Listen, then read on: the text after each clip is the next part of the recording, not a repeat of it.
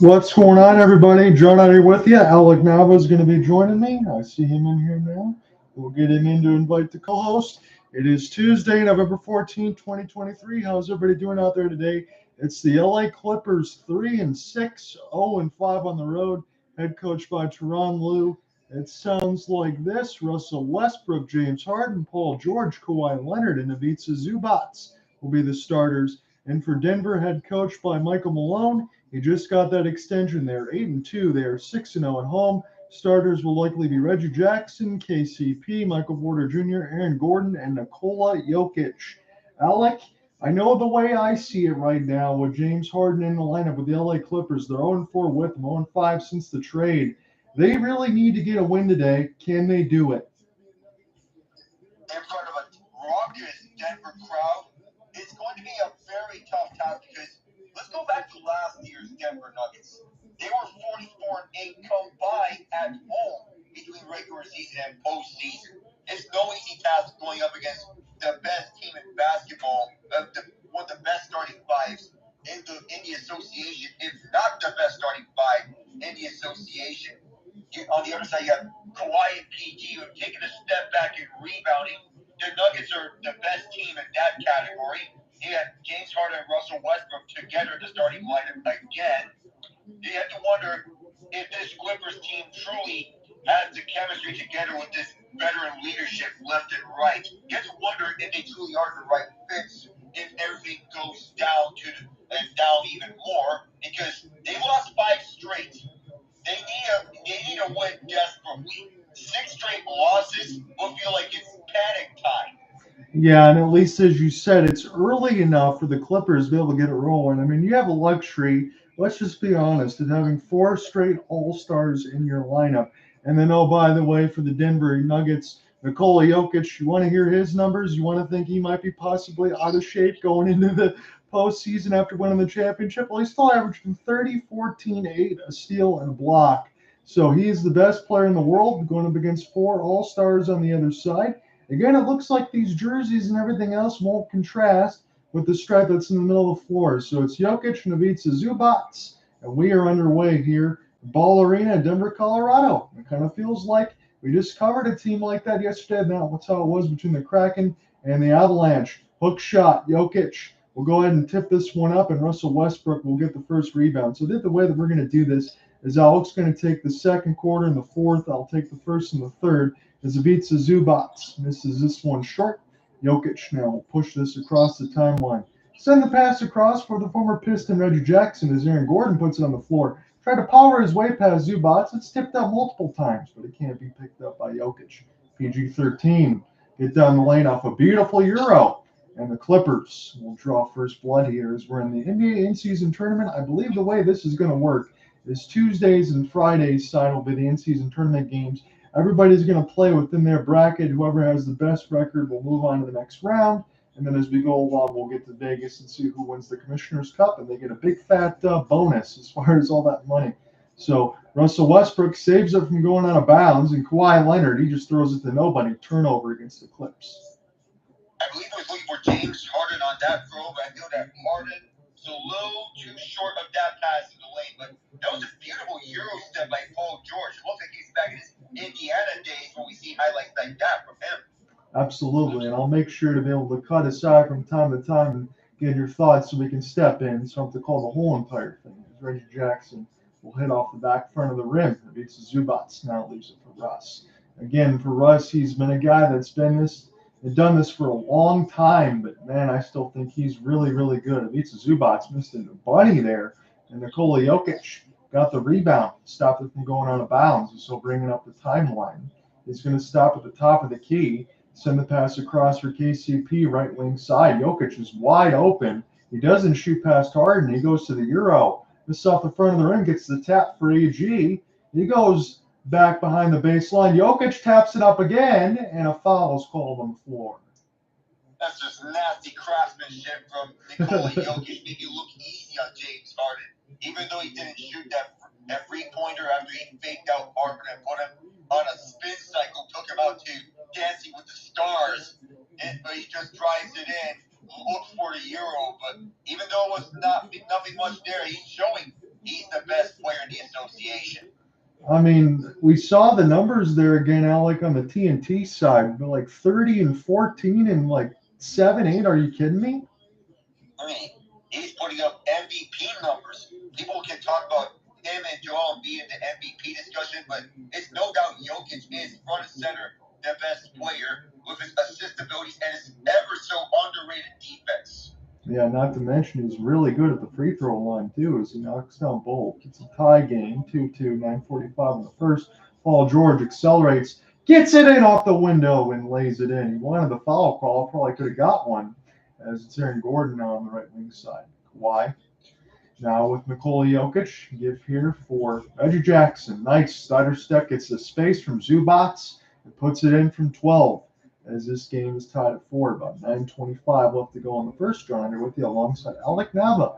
It's NBA action for us, at least the first time for me in the NBA season, but not for Alec on that side. As it's sent across again, and another pass goes nowhere. This time Harden tried to find Kawhi, turnover.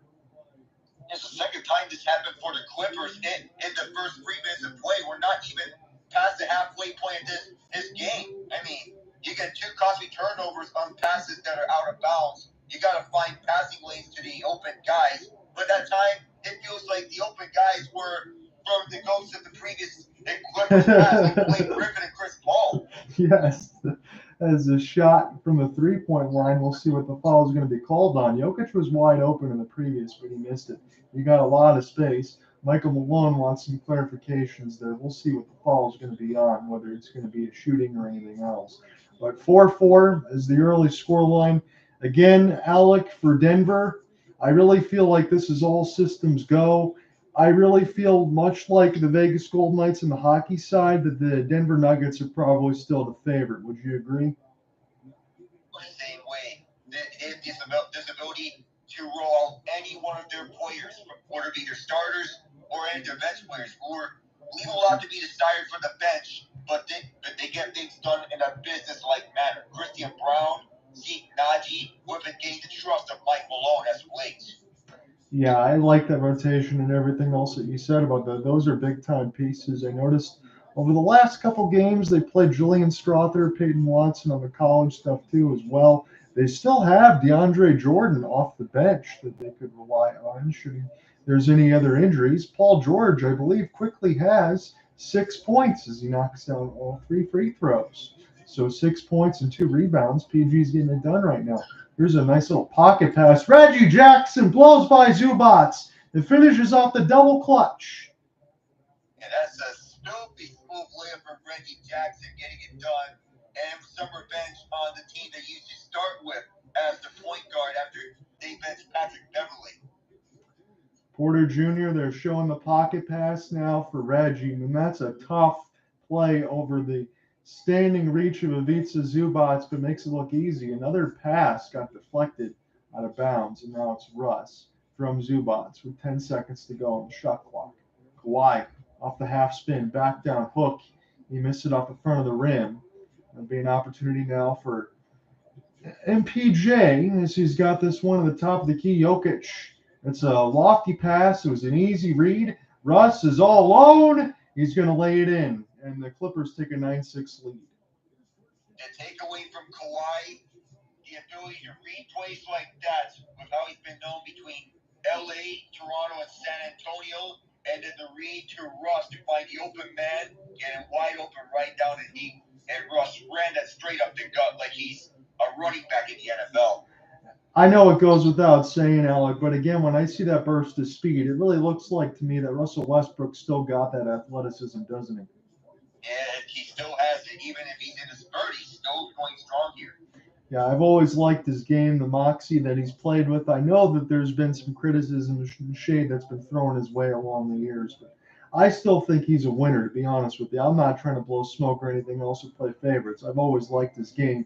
On the other side, you can talk about James Harden and the multiple trade requests and this and that, and then you kind of really think about it on the other side between players, if we're being honest, as Harden's got it now. Russell Westbrook puts his head down, gets to the lane, misses it off the front of the rim, But this is saved by Zubac. Harden wide open at the top of the key. He's going to shoot it from 25 feet and knock down the long three. It's 12-8. Those long threes that he's been known for in Houston, he's still got that game in him. Jokic.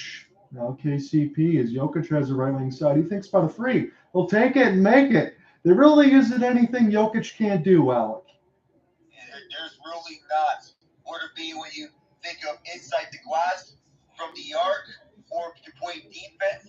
He can do it all, and that's what makes him so dangerous as the Clippers take their first time out. So not too bad right now for the LA Clippers. Again, one player in particular, Paul George. I like what I'm seeing right now. He's been able to get to the lane. He's been able to draw fouls, and he plays aggressively. So I think he's got to be that other piece. We know Kawhi Leonard's been there, but Paul George, I think he's got to be the one to step up as long as James Harden's still getting acclimated. I can make the argument that Paul George is the number one option right now with the Clippers. Right. People forget that he was the go-to guy when he was with the Pacers. And all those times, it was basically him being the leader of that team and that vocal presence that he provides over to the Clippers. He's being more and more the leader over with the Clippers, much like what was seen with Indiana when he was there with Roy Hibbert, Danny Granger, and everyone there when they went to those Eastern Conference Finals series going up against the big three of LeBron, D-Wade, and Bosh. Yeah, and Paul George, I know about the leg snap and everything else in Vegas and all that time, and it was unfortunate, but to come back and to see him play the way that he's been, especially with the Clippers, I kind of feel like he's still that same guy that you talked about in Indianapolis on that side. He's been a great player. He's a complete all-around stud. The same thing for Kawhi Leonard. Again, I know the numbers are down, and you said that perfectly on that side, but you got to think about it just as we know. Kawhi Leonard's 32, and on the other side, Paul George is 33. It really doesn't feel like it, but they've been in the league for a long time. It doesn't feel like it, which is strange to say because it feels like we're seeing some of the players that we've been used to seeing coming to their end of their prime, Yeah. and then seeing them at this point.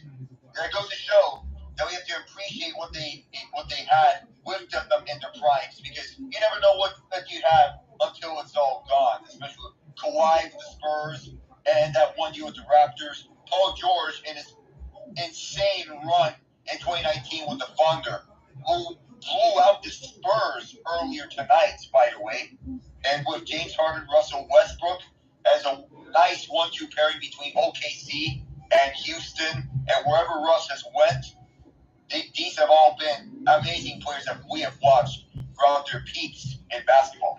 Yeah, you might be thinking about it. If I'm just looking off the top of my head, maybe I'm wrong on this, but between Harden, Westbrook, Leonard, and Paul George, 3 of 4 maybe in the Hall of Fame?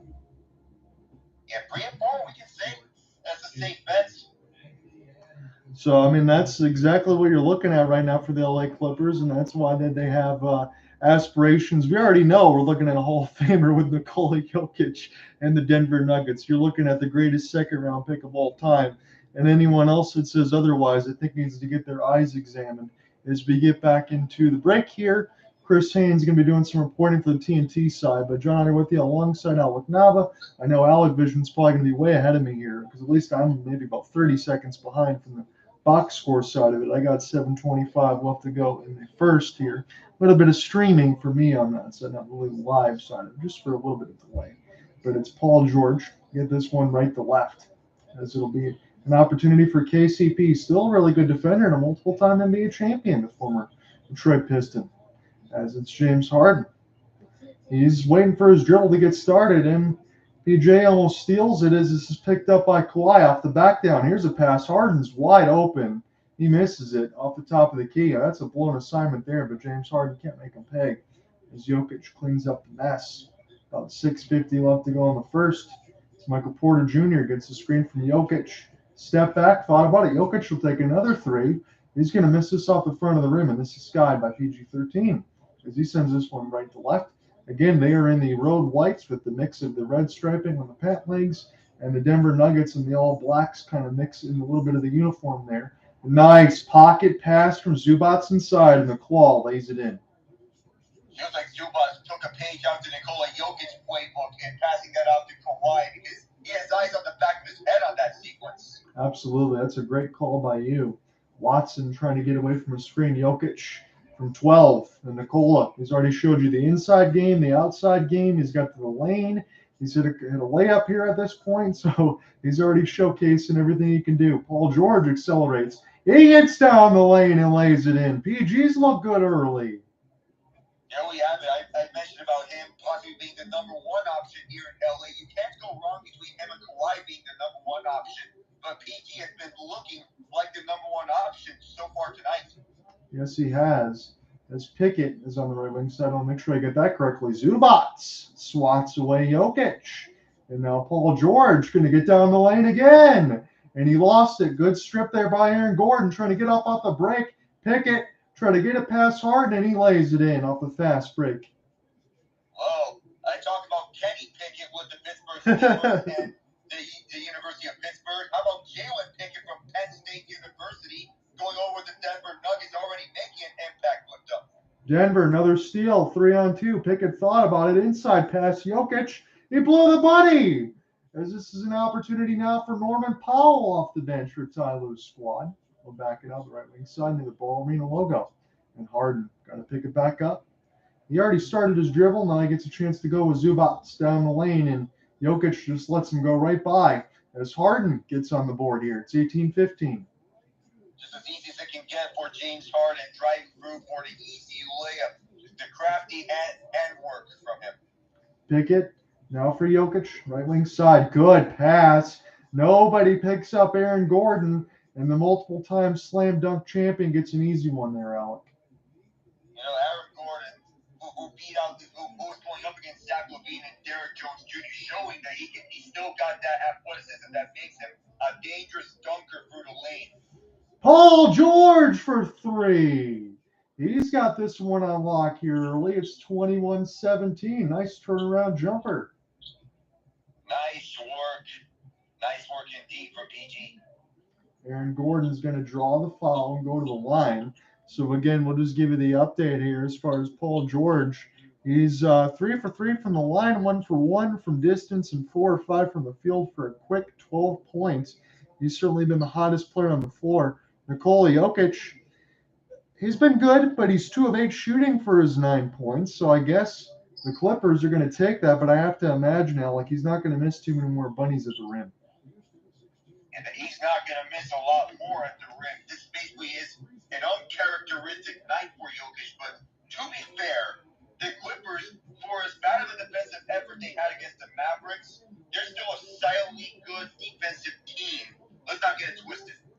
It's kind of like, for me, when you think about their starting lineup, you got maybe about 4 versatile small forwards on the floor at the same time. Is that fair to say? Yeah, that's fair to say. And with the line they put up, it feels like they're playing small ball with Kawhi, who normally plays at the 3, he's playing at the 4. Terance Mann is checking in here for the Clippers as PG sits down. It's a little well-earned rest there as far as I'm concerned. Harden will send this one here for Mann. And to the right wing side, Terance has it. Flip it back over here for Kawhi. Claw, couple dribbles. Norman Powell picks it up. Floater missed it off the front of the rim. And this is skied by the Kansas Jayhawk, Christian Braun. Sends it across, left to right across the timeline. Rock the dribble off the step back. Leave it there for Jokic. Hasn't taken a break just yet as they get around P.J. Tucker. And getting down the lane nicely and finishing it as the Nuggets off of a sweet move. As this is picked up now, Kawhi will send this back for James Harden. He was about 35 feet back. He'll take a step as he gets a screen from Tucker and a step back from 12. And Harden knocks that down. That's a jumper he can make all day long, 23-21. And Peyton Watson on the first possession with that adjustment on the layup. A nice feed from Jokic and James Harden getting more comfortable through the playing minutes as he goes on in L.A. And Jokic took Kawhi Leonard to the post school there. He fakes left, goes right, and lays it in. Ties the game at 23. 2:50 left to go in the first. It's been an entertaining first quarter. We'll see if the rest of the game could come to this. Again, I talked about this with Alec a little bit yesterday. I was a bit concerned how close this game would be. Shot clock down to 2. Harden wide open again, right wing side. This misses off the back iron, picked up by Jokic now. As Pickett will drive it. Aaron Gordon down the lane, double clutch, and he lays it in over the claw. 25-23. There's another man whose last name is Pickett who can make nice passes to his open guys. James Harden now. And between the legs, got Jokic on him. He'll half spin. Terance Mann gets an extra pass, a little bit too hot for Powell, and the Clippers turn it over. They're doing a little bit of highlights there for Nikola Jokic. And anytime you get a chance one-on-one in the post as we go to break, that's barbecue chicken, as Shaq says.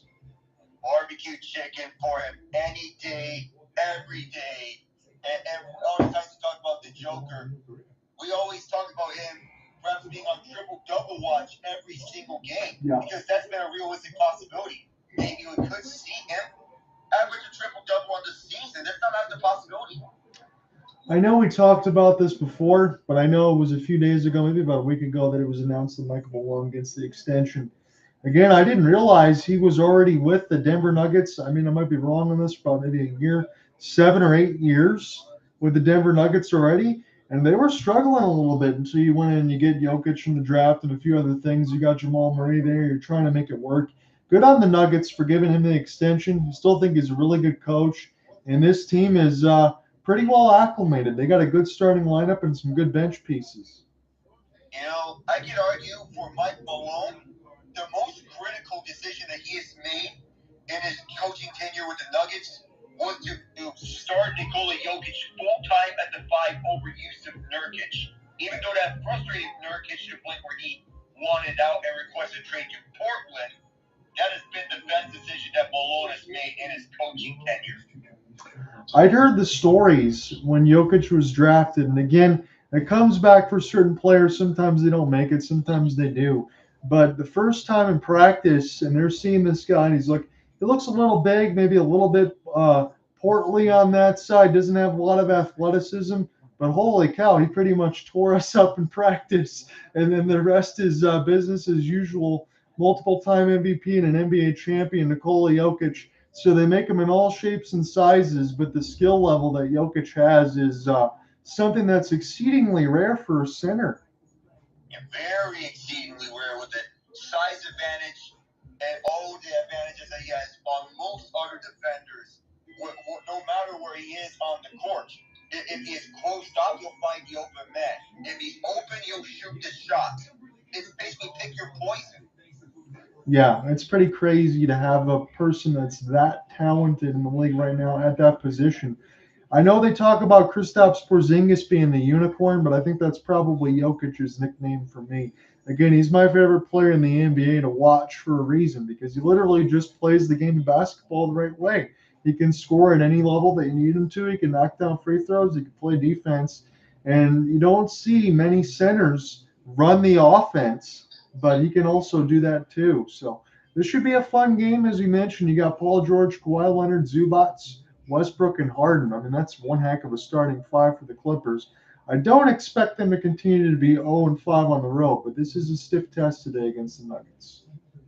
And it feels like they may be due for a win on the road. And with the Nuggets, who shockingly lost to the surging new-look Houston Rockets recently, that if they get things right here, that loss may be a one-off, because rarely do you see the Nuggets lose games like these. But it can come to a testament about how the Rockets are an up-and-coming team with Ime Udoka as the head coach.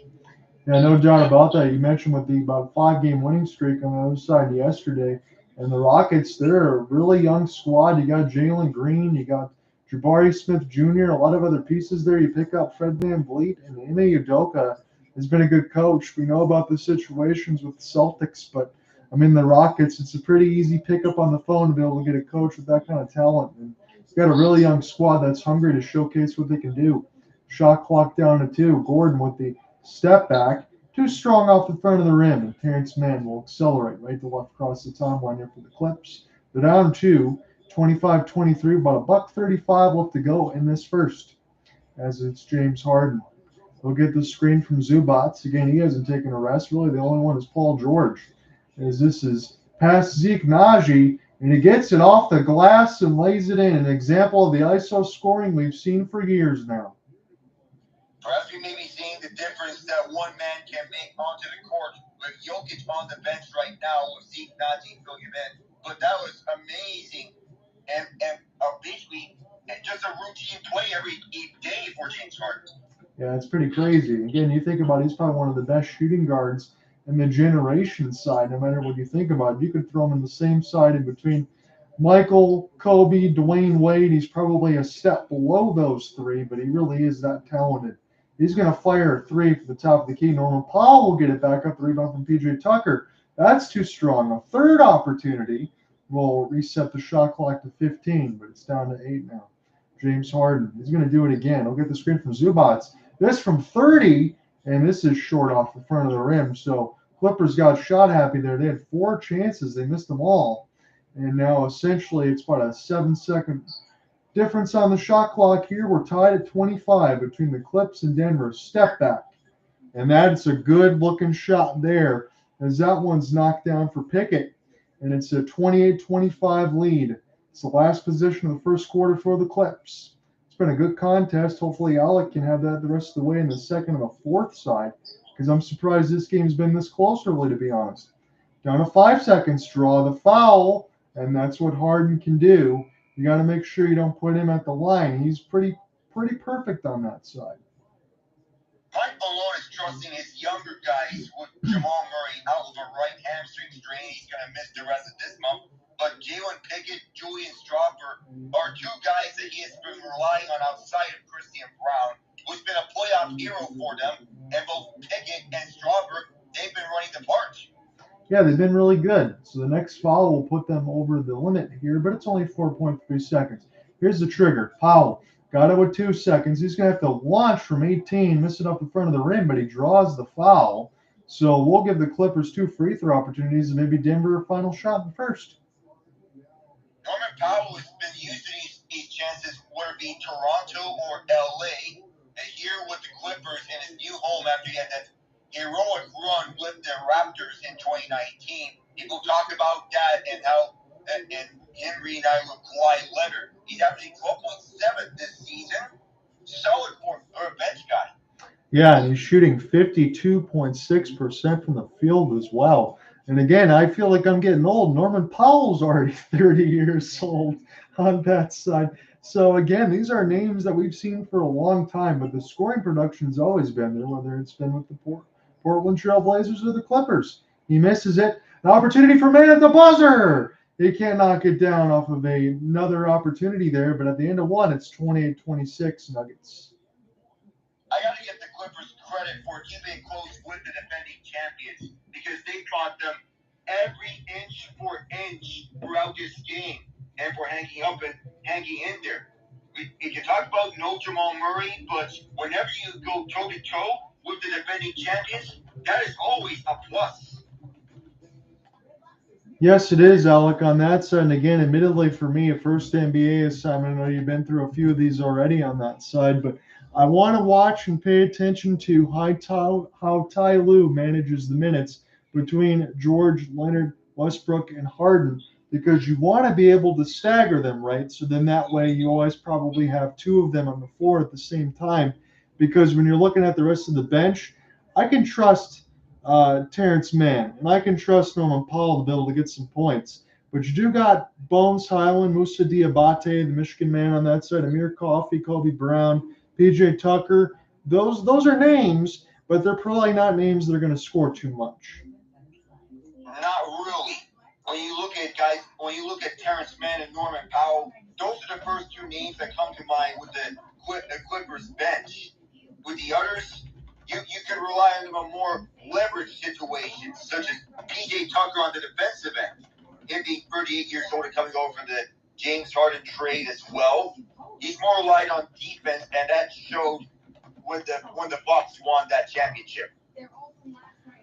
Absolutely. So we'll see what happens with the rest of this for the Nuggets on that side. Feel free to take over the second. I'll try to back you up whenever I can. Hopefully the delay is not too bad on this side. But we're watching this from the TNT side of the stream And then when we get to the half, we'll just go through a host of updates in between the NBA and the NHL.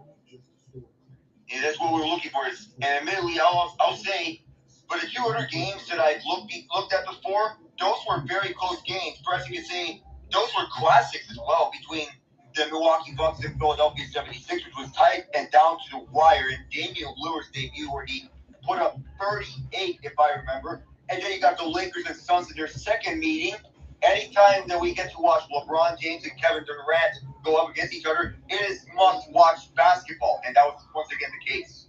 Yeah, you absolutely nailed it, especially on the first side of it when you had Giannis and Damian Lillard in that debut side. It kind of maybe can be a hand-in-glove fit, I think, for the Milwaukee Bucks because you need that secondary goal scoring. And again, you lose Drew Holiday. I mean, that's a piece to lose, and you replace it with Damian Lillard. Maybe that can put Milwaukee back in the spot to be one of the best in the East, but they still got to contend with Boston. Yeah, these two may be going neck and neck as the season goes along. And up and about with Holiday and his new team and with the Celtics, but that could also mean more opportunities for Marjan Beauchamp as well. Yeah, there's going to be good depth that you have to figure out on that side. You got a new coaching system for the Milwaukee Bucks as well, because I don't believe they have Mike Budenholzer anymore. So there's still a lot left to do here for Milwaukee, and I think the only thing that's going to matter to them is trying to win a Larry O'Brien trophy. Yeah, that is the same task that they did so in 2021 as we are back here for the second quarter as Norman Powell. He's still out there on the court. Alec Nava joined here by John Ott for the second quarter. Russell Westbrook receiving the feed from Powell. And Westbrook to the paint as he drives right in. Cannot get a lane. And Zubac with a block there.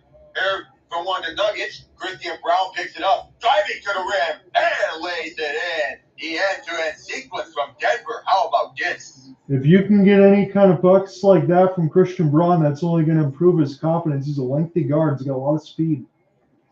Yeah, the native of Burlington, Kansas, went to college basketball with the U of Kansas and KU. Nice step back three from Russ. Or that was not a three, that was just a deep two. That's what I meant to say.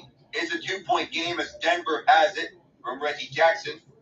And the pass inside the arc. KCP is looking. Pass it right inside. He turns it over. Here's a 2-on-1. Oh, George to Russ. And no can do. Ball is still loose. Mann picks it up and leaves it for Russ. He makes his second try. 30 all here in Denver with Russ showing no quit. That's good effort there. Be able to pick that up for Mann and leave it right back for Russ to get another chance. There you have it, and you nailed it, John, with the mid-range jump shot, which Kawhi has been known for. So other guys like Jimmy Butler, Michael Jordan, you name it, Reggie Jackson gives Denver back the lead. And now Zubac to the lane, he draws the foul on Christian Braun.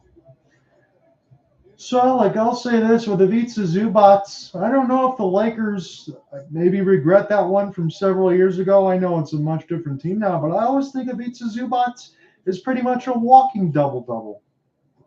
And no matter what, he's not someone that you expect to score a lot of points, but he can still get the job done as a high-end role player with the Clippers. Zubac missed the first free throw, but he's a reliable center who can put up a double-double in points and rebounding. Yeah, it's just not something that you find as soon as you wake up out of bed. Most NBA teams, he'll always have a job if he can put up those type of numbers. And Zubac makes the second free throw. Always nice to have a reliable center like Zubac at your disposal. Even though the Lakers, they're using Anthony Davis more at the 5 spot as opposed to his traditional spot at the 4. Reggie Jackson on the feed. He's watched it tight by Mann. Outside pass just kept in by Braun. Gets a screen as he goes right around Westbrook. Almost loses it. Now it's a fight for the ball. And this play is whistled dead on a personal by Powell. And he is complaining about it. It kind of looked like Christian Braun to me. At least it was a little bit out of control there. Powell, that's a tough luck foul in my opinion. It feels to me that Braun was tripped up by, not by Powell, but this is a tough call on Powell. This is Reggie Jackson. He made Terance Mann gets a screen from Najee. Jackson to the rim. Smoked it up high. Too strong from him. Offensive board here. Nicely done from Zeke Najee to pick up the trash and put it in its place. That's what you want. You want those minutes off the bench and that hustle and that spark plug. That's what he provided there. As the backup to Nikola, Jokic as Paul George steps back and evens it up at 34-all. This step back triple from PG, and that one's rated PG-13. He's looking in prime form, Alec. Of course he is, like he's back in Indiana, as we noted. The feed inside, the first shot doesn't go, the rebound to Mann. Clippers pick it up. These two teams going neck for neck like it's the playoffs here from 3 years ago. To the rim, no foul there, and this is a 3-on-1 for Denver. Here's Braun from Jackson. Oh, man! Christian Braun, throw it down, young lad. Oh my goodness, that's some athleticism I didn't know he had. Get up, young sir. Go up and get it for the sophomore guard from the KU. Zubac smoked at the offensive board to the Clippers. Zubac lost the handle, but gets fouled right in front. That could have been more dangerous for the Clippers. Wow. Yeah, Russell Westbrook kind of threw Zubac a little offhand hot potato. He just had to try to stay and work with it to get to the lane, but he has a chance to get 2 free throws. But that is an electrifying fast break. Christian Braun, that's a good no look from Reggie there. Yeah. It's like the type of plays that LeBron does on a nightly basis. Yeah. And for Reggie Jackson, he took a page out of that playbook. The no-look pass and the dunk the cherry on top of Zubac gets the Clippers within one of his first free throws. See if he can make both on this one here and tie this game up. This has been a pretty competitive game so far. I'm enjoying this. You know, the both of us and Dean have been enjoying this. Feels like we're being taken back to a playoff treat from the bubble between these two teams as Zubac makes both. It is an even game, 36-all, as Mike Malone is instructing his guys from the sidelines. Denver gets set right up. No sign of Jokic right back. There's a poke there. Jackson has to rush back to the half-court line to get it back and forth, a backcourt violation. Jackson to the rim. There's a foul called as Powell goes down hard.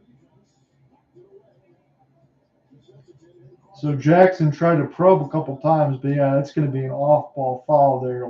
If Powell got another call that went up against him after falling down the lane, I think he'd be a little bit upset.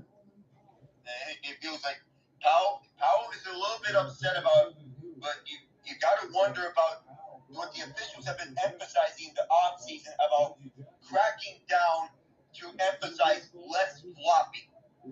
I can tell you this on the side of the replay that I just got. Reggie Jackson got his hand in no man's land and hit Norman Powell, and he had a reason to be upset about that one. As Powell did get called for his second foul, he got hit below the belt. Yeah,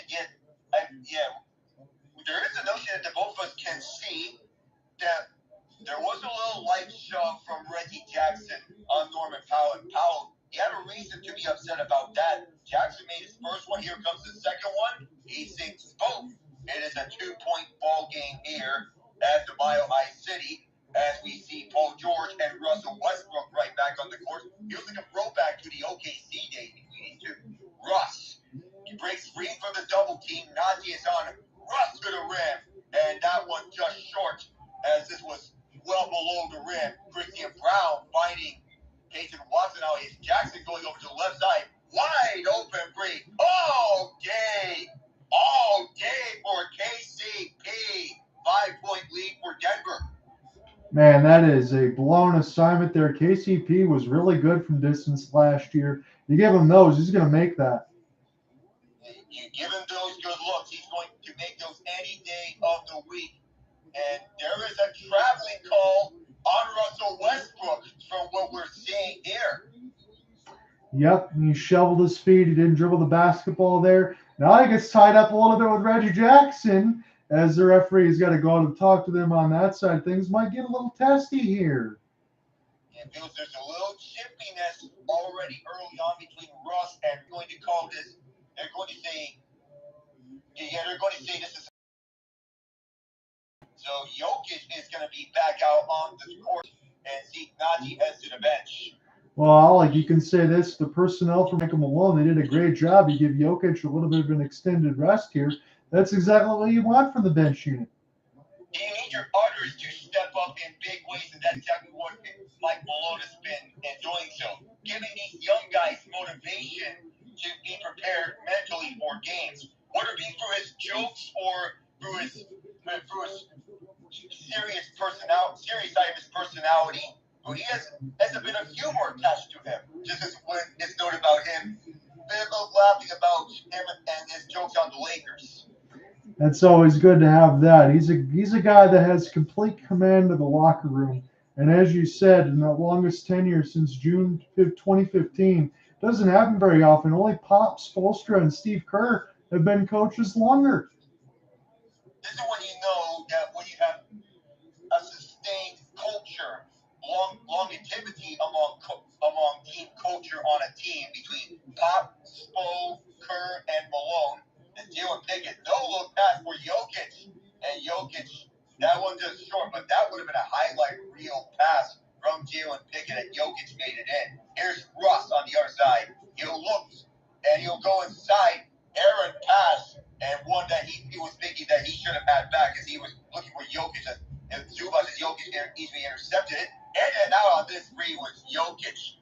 Boy, he's been looking for a double-digit effort here. It's Harden. All day. Kaboom. That was actually Kawhi, as I confused between him and James Harden. But the cornrows for Kawhi, he's been shooting that free even more. And Alec, I can say at least it was a pocket pass in a wide open area that actually hit someone else. Get it back on the offensive board. PG, watched by Gordon, goes to his right for Kawhi at the top of the key. And PJ on it. Goes back for PG. PG driving, and then a step back three on the way. Short as it hits the near rim. On the other side, Pickett finding a wide open man to his left side. Kaboom! Nuggets by 5. KCP does it again. I know it's the fast break, Alec, and it's a 3-on-2 situation, but 2 times KCP is wide open. I don't care if it's George, Harden, Leonard, whoever it is, Russ, somebody's got to pick him up. It's somebody. You can't just blow assignments endless times and just focus on the big guys. For all the times you talk about Nikola, Jokic, and the double teams, he's going to find the open man. Yeah. But this time it wasn't even Jokic, it was Jalen Pickett. And I know the Clippers, they called timeout. This is a good timeout for them to take as they want to get their reads back together and to get a chance to exhale over at the sidelines. When you're talking about reads, again, I was watching something a little bit before I went to sleep yesterday on the YouTube side. I was looking at some things for the Clippers, and I saw some comments from Tyronn Lue. He ended up cursing on one of those, which he didn't mean to, but he goes, "You pretty much can't sleepwalk through assignments." Right now, that's what I'm seeing ever since the trade acquisition of James Harden. I want us to be smarter about our pickups, our defensive assignments, and run our offense and not try to worry about who's going to get the ball. Let's just play basketball and play the right way. And I think that's something that he's probably going to be talking about now in the timeout. You know, this is where someone like one of those guys that the Clippers traded away to get Harden could come into play. Say someone like KJ Martin or Nick Batum or Robert Covington, who they all traded away to Philadelphia to get Harden, in which they believe would be the final piece to the puzzle for a potential championship. But they already have lost 5 straight, and they're in desperation mode as they cannot afford to lose 6 straight. Not even to the defending champions, but you cannot. And I mean, you cannot continue blowing defensive assignments on KCP. I don't care who is shooting that free. You have to cover that. Exactly. And you know, it's interesting from what you just talked about in the James Harden deal. Thinking about those players like Batum and what they lost, those were critical role pieces that the Clippers used to score points off the bench. So, I mean, okay, you go ahead and you get an all-star in James Harden. That's great. You already had pretty much 3 of those anyway. And those bench pieces and that bench scoring, that's going to prove to be pivotal, especially when you get into postseason basketball. And another guy is we could mention about bench pieces, Mason Plumlee. Yeah. They don't have tonight because he has an MCL sprain and he's out for 4 weeks. Yeah, so there'll be a lot of other pieces that we'll be talking about for the Clippers going forward, and we'll have to see how it works. Again, as you mentioned, it's still early in the year, but 0-5 on the road and 3-6. I think it makes it a little bit easier now in the NBA that you can possibly make the play-in tournament and have that happen. But honestly, Alec, for a team like this, I don't even think a play-in tournament makes much sense. I think you want to at least get a 6 seed and get yourself away from that because you want the rest. You don't want to have to worry about these extra games. And hopefully, as the weeks go on and we get closer to December here, the Clippers can start to pick it up a little bit. Yeah, at least a 16 would be better for the Clippers as opposed to the play-in tournament because when we look back in 22, they made it to the play-in tournament the year when Kawhi missed an entire season. Paul George has been their best player, and it was noticeable, unfortunately, because he missed the second play-in game. The Clippers missed out on the playoffs, and then you go over to last year, they made it to the playoffs entirely with Kawhi dropping 38 on the Suns in Game 1, but then they lost 4 games straight ever since, and lost in the first round to the Suns. As James Harden is back immediately, there's a foul called, but the playoffs, making them outright, would be more comfortable for the Clippers than just the play-in. Yeah, because this is a veteran-laden team. They're going to want the rest. They're going to want everything else and get everything situated. When you get yourself into a plane, you never know what's going to happen on that side. Leave that for the Miami Heat. Don't leave that for the Clippers. Dave Bree for MPJ. Earlier, there was a nice tic-tac-toe pass. Oh, my. One of the Clippers just saved it on the inbound as Kawhi drives with a spinorama. Takes the shot. He gets fouled hard. Might have been some contact on the face from Jalen Pickett. But that was a beautiful sequence between Jokic and KCP on the passing plays on the other side. Yeah, they seem to be in lockstep with each other. I know it's been several seasons for Jokic now and KCP, but I just love the way that they space the floor. And again, as you talk about, both the players in Jokic and KCP can let it fly, and that's what makes them so dangerous. Even more dangerous that Denver utilizes run and gun offense to perfection from Mike Malone. Inbound to Harden as he is standing over the Commissioner's Cup logo at the 52-80. Harden, ground Jokic. Gets Jokic to commit, and he's going to shoot 2. So a little bit more of that Houston Rockets offense there for James Harden is able to draw the foul. Again, for anything else I can say, James Harden is probably one of the very best in the league still at drawing fouls. No, it doesn't matter anyway, which way. They don't ask how many, they ask how you draw the fouls. That time he did get Jokic to commit and fool him.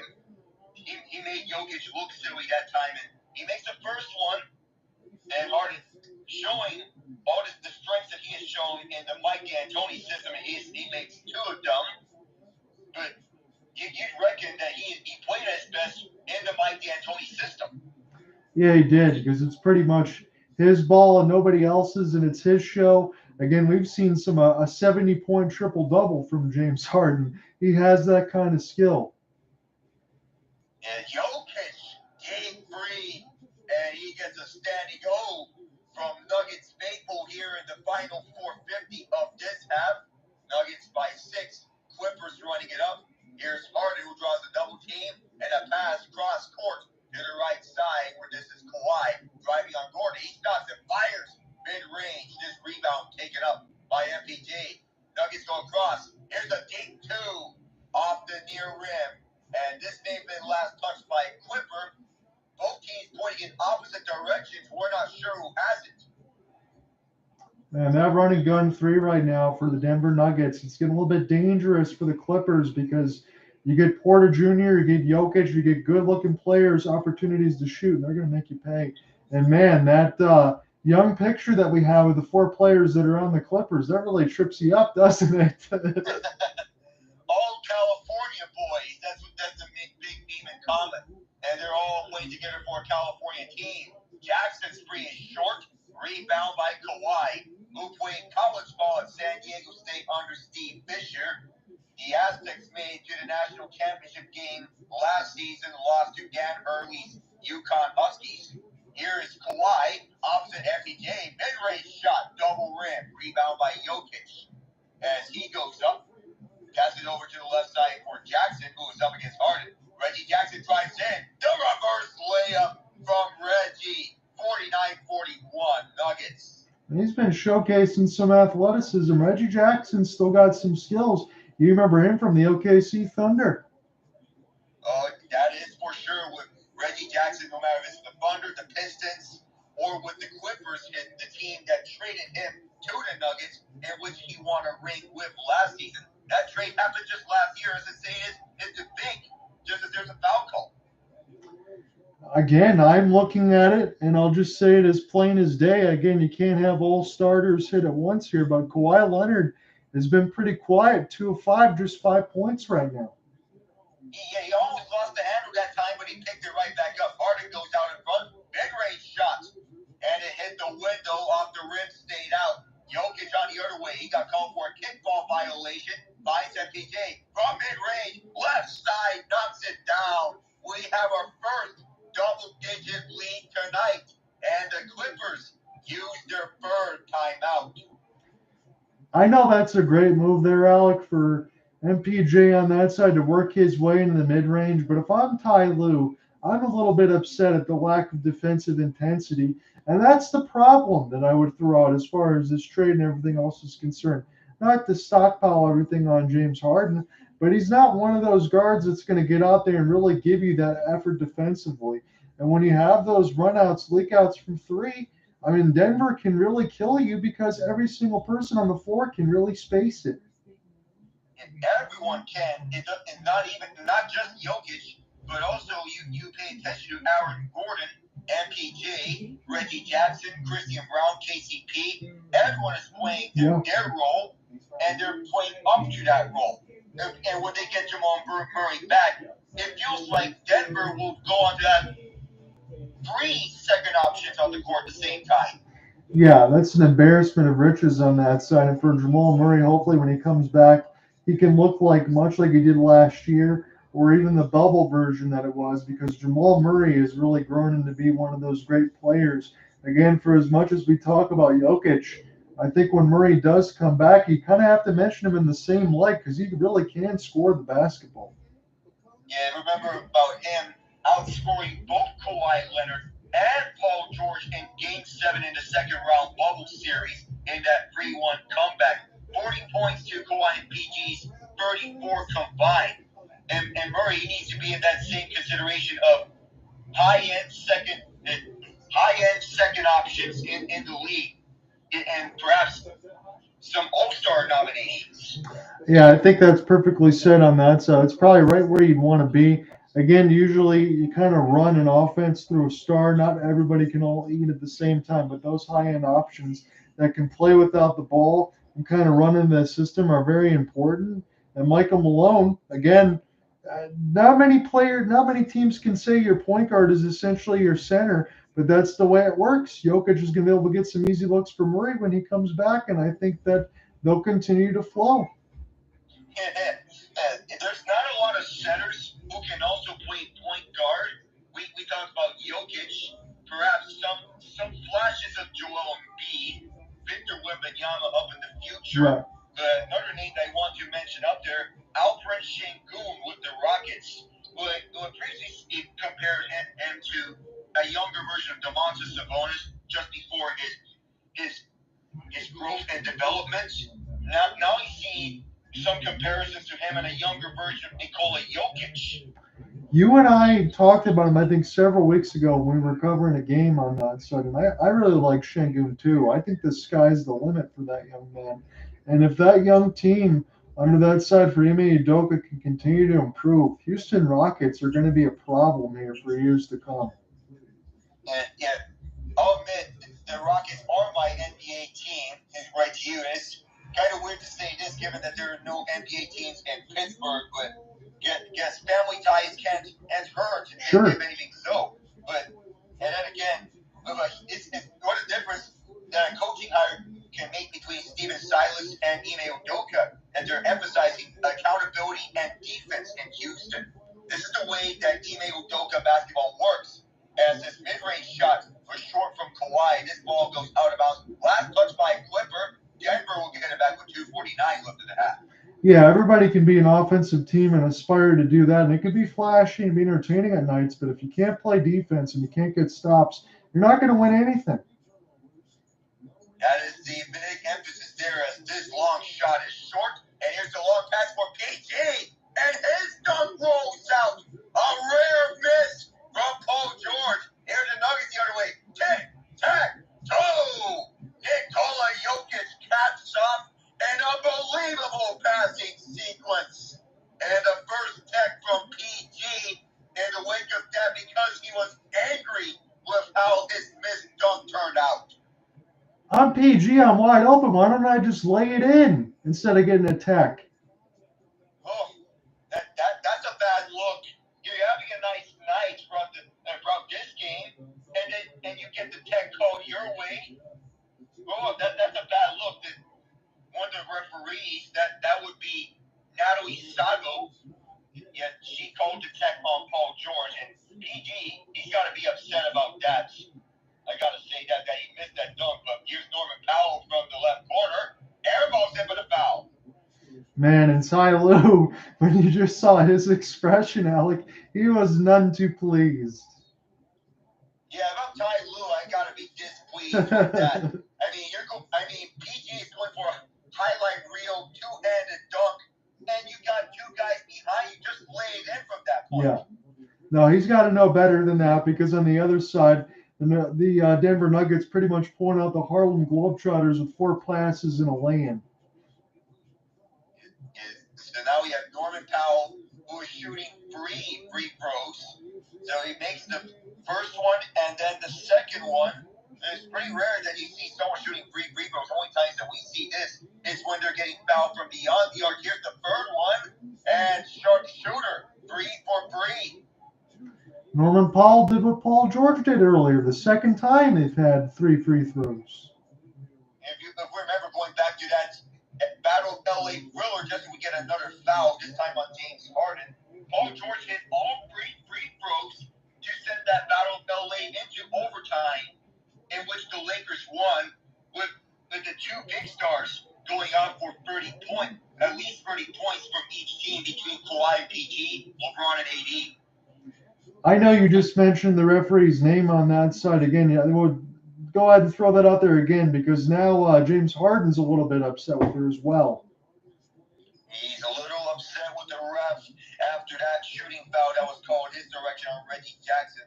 But we need to mention again that Harden is not someone that can normally play defense on any given night, because that's not his type of game. And the one time where he does do so is basically up in between some long time frames, especially Game 7 when he blocked Luke Dort against the OKC Thunder, and then forced Dort to throw out of bounds when he opened up his leg just as Jackson makes both. Yeah, it's very selective defense there for James Harden, is the best way you can say it. Very selective. This time he's on offense as the Clippers running around. Powell from the left side knocks it down from 10 feet out. Norman Powell, the former Raptor, with the dime from PG. Joker over to Jackson, who lays it in as he runs right down for the lane, the behind the back pass from the Joker. Man, that just looks too easy. They've done that and practiced thousands of times. So we get another kickball violation, the second time that Joker has been called for that, and he's playing in the UEFA Champions League with 2 kickball violations. You got to make sure, if you're the LA Clippers, again, it's been a little bit of a run for Denver in this second quarter. You got to find a way to answer that when you get into the third here. Free kicks for the Clippers. They miss all of them. Joker grabs his board. MPJ with 1:13 left finds AG working on Harden. Imposing his will with his back tied up against him. MPJ for free. As he fires, no foul. Powell on the board as he misses. Last minute of this first half. Powell finding a wide open Kawhi from the left corner. Kaboom indeed. 57 and 2 kicks left. Clippers within 9. It's badly needed for the Claw there. He's got to get hot. I'm going right down the stretch. No matter what point it can be. Joker on Harden doesn't go right inside the paint. Now he does, and it doesn't shoot it. He does so now, and he banks it in. The double-digit lead restored. Every which way for Jokic. Even for somebody like between Harden, Powell, all that, too much size for Jokic. Just too much indeed. You put the fast guy, he's not big enough. You put the tall guy, he's not strong enough. Yes. If he's on lightweight, just as Paul George knocks down the free. And the Nuggets, they're going to take their time with this, with a 3-second difference between shot clock and game clock. Well, that was a good open look there for the Clippers. They kind of looked like the Nuggets for a second as Paul George was wide open on the left wing. So now Reggie Jackson taking his time a bit. Nice rush from Paul George to try and intercept that. Porter from deep doesn't connect. Now here may be a desperation test. Paul George from half court and just short. Would have been nice to see someone score a half court buzzer beater, but nowhere to be found there. But we can bring up Tyreek Evans with the Sacramento Kings and his half court buzzer beater to win the game for the Kings that one time. But still, it's a 60-52 lead for the Nuggets heading into halftime. That's a good-looking second quarter for the Nuggets. Again, highlighted from the Christian Braun gym that they're showing some of the things on TNT. But it's good movement there off the 3-on-1s. A couple blown defensive assignments that you talked about gave KCP some wide-open looks. A little bit better team basketball for the Nuggets there, more so than the Clippers, especially in that second.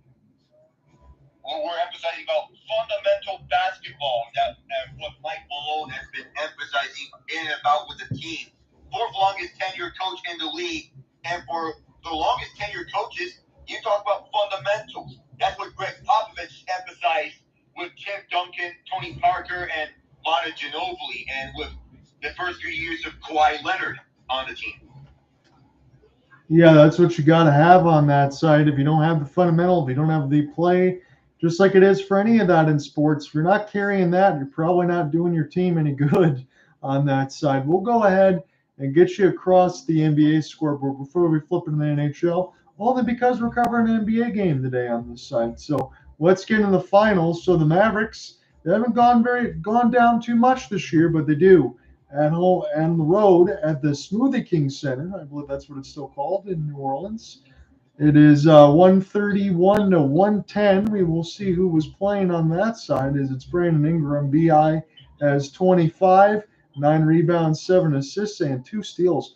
5 steals for Herb Jones and 19 points. That's some excellent defense. And Zion, he does play in this game, had 19 points, 7 rebounds, 5 assists.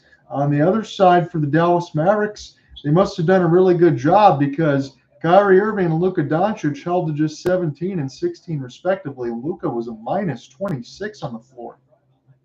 I wonder how this happens over at the Mavericks backcourt because they're 8-3 to start off, 8-2 heading into tonight because they are tied for first, losing on tiebreak with the Nuggets because of head-to-head, with Dallas losing in that in-season tournament group play. But defense has been a value that Willie Green has been emphasizing between Herb Jones, Zion Williamson, Brandon Ingram, Dyson Daniels as well with 3 steals. So the big surprise that we had, Jordan Hawkins, last we saw him, he was a national champion at UConn, and he put up 25 off the bench in 33 minutes. Holy cow. There's some good college performance, and you're right. Again, that's one of the things that we covered. It hasn't been that long ago on that side, and it's amazing to me how much these guys now, and it's much different from 10, 15 years ago. A lot of these guys out of college or anyone else in the G League, they come out, they're ready to play as soon as the NBA game starts, and it's impressive to see. Now, this is an MVP-level performance defensively if I've ever seen one. So don't mind the scoreline. It's 123-87 as OKC beats the San Antonio Spurs. And we know it was going to be about Victor Wembanyama, played all-around player. How about this? 10 of 16 from the field, 28 points. He's got 6 rebounds, 5 assists. He had 7 steals today. Yeah, that's a stat line that pops out from SGA. We all know what he can do on offense, and the 28 points is basically an everyday thing for him now. The 7 steals was the highlight of the night for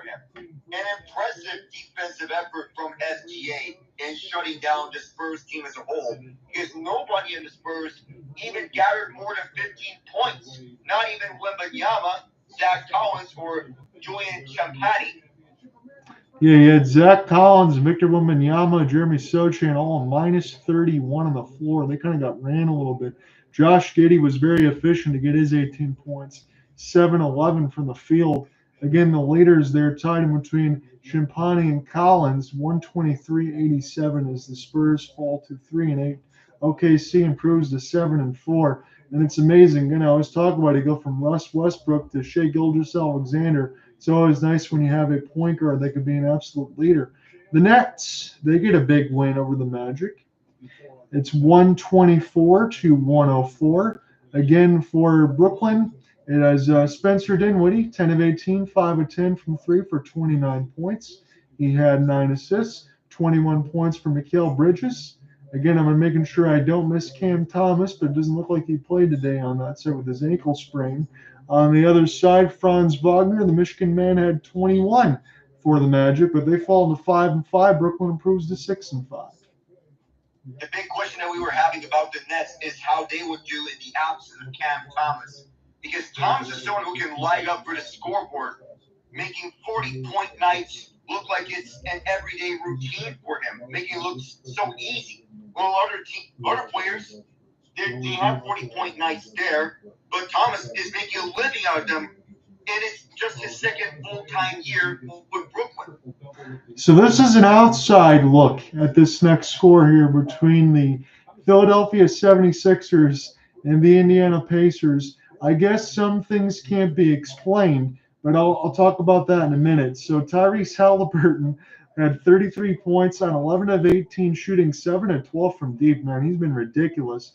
And then Obi Toppin, the former New York Knick, 27 points. Bruce Brown with 14. Miles Turner with 17. So here's the thing. The Sixers lose 132-126. The Pacers improved to 7-4. That is really good. I think that's something a lot of us did not expect. I certainly didn't. But here's the situation. You have DeAnthony Melton with 30, Tyrese Maxey with 27, and Joel Embiid with 39. So Melton goes 10 for 10 from the line. Maxey goes 7 of 7, and Embiid goes 17 of 17, and yet the Sixers still lose. There's something that needs to be talked about more often. That the Sixers, they're getting their contributions from their starting five. Like, there's no doubt about that between Embiid, Maxey, Melton, Tobias Harris.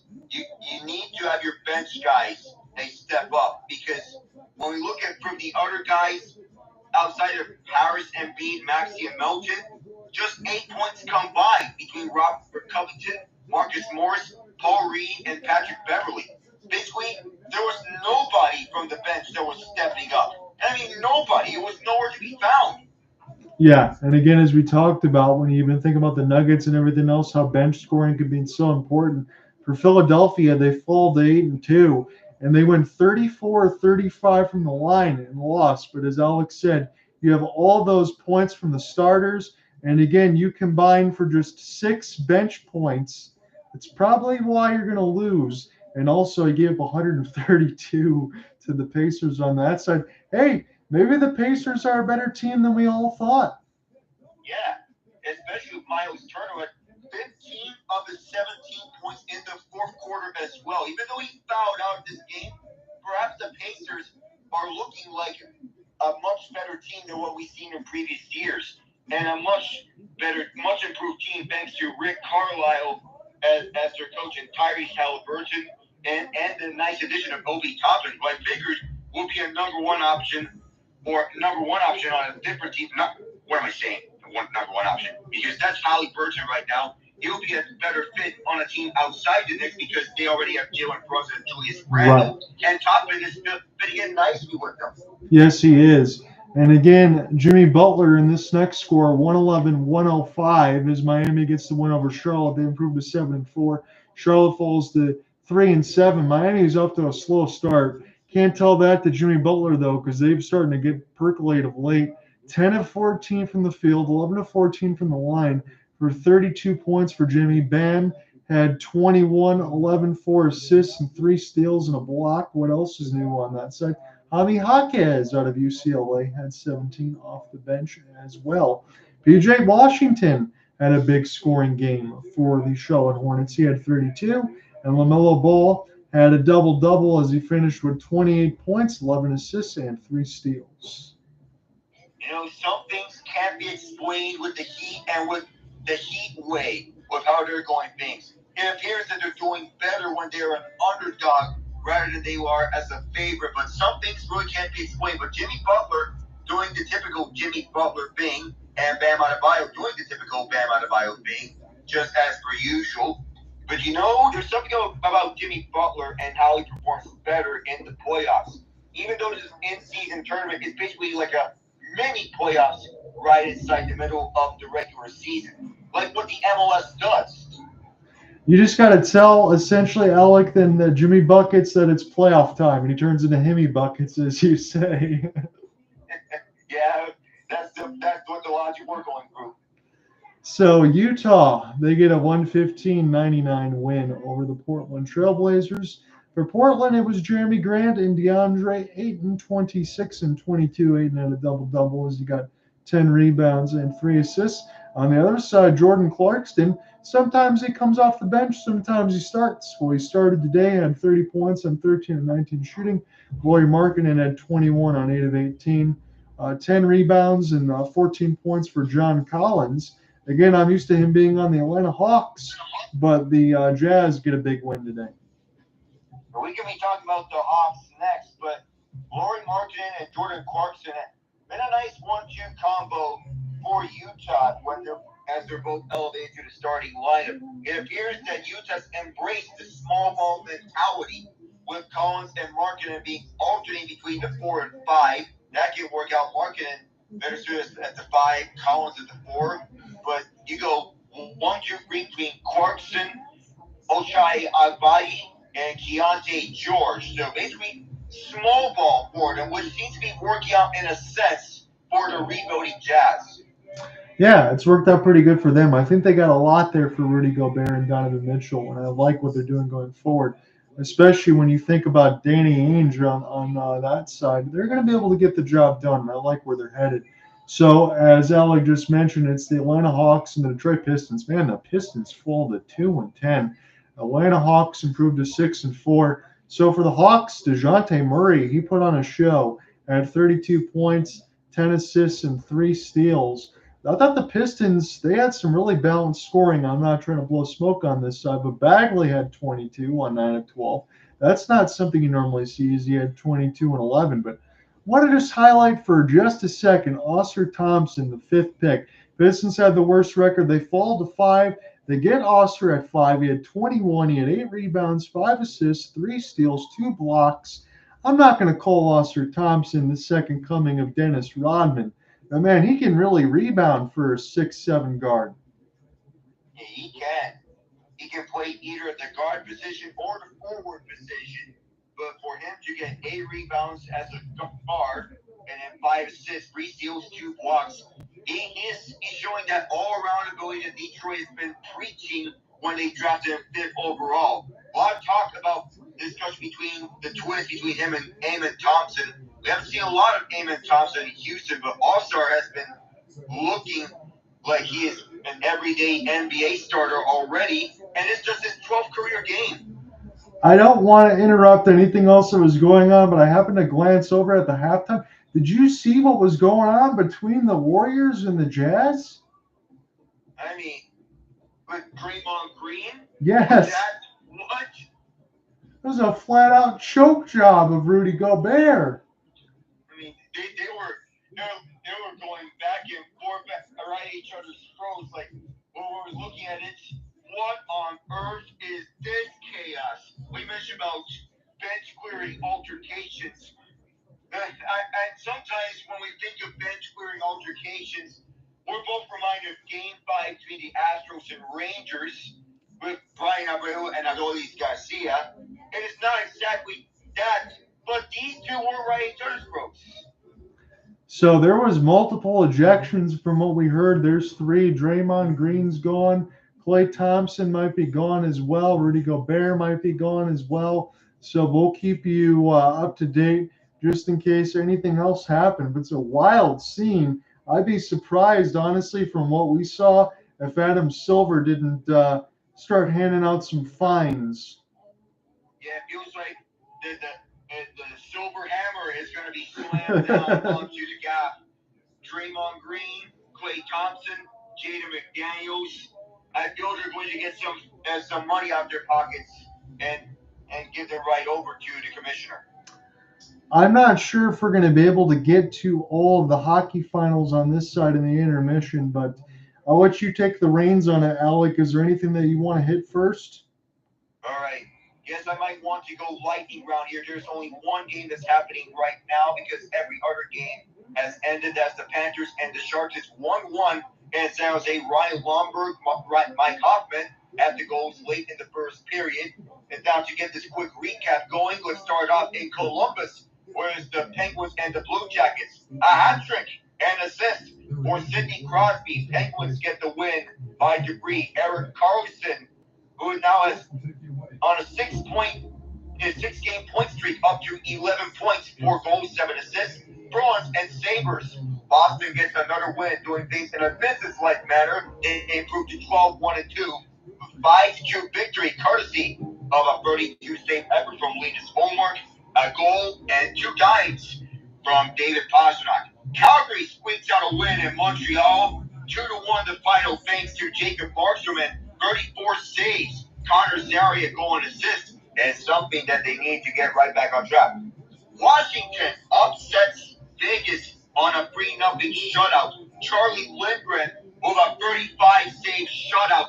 Logan Thompson is 28 in the losing effort. Dylan Strome, his first period goal is stood as a game winner. The Blues shocked the Lightning 5-0 thanks to Jordan Binnington and 30 saves, and Jordan Kyrou 2 goals, including the second goal, that's 16-17 in the second period. 2 goals in 19 seconds, by the way, from St. Louis between Kyrou and Jacob Braun.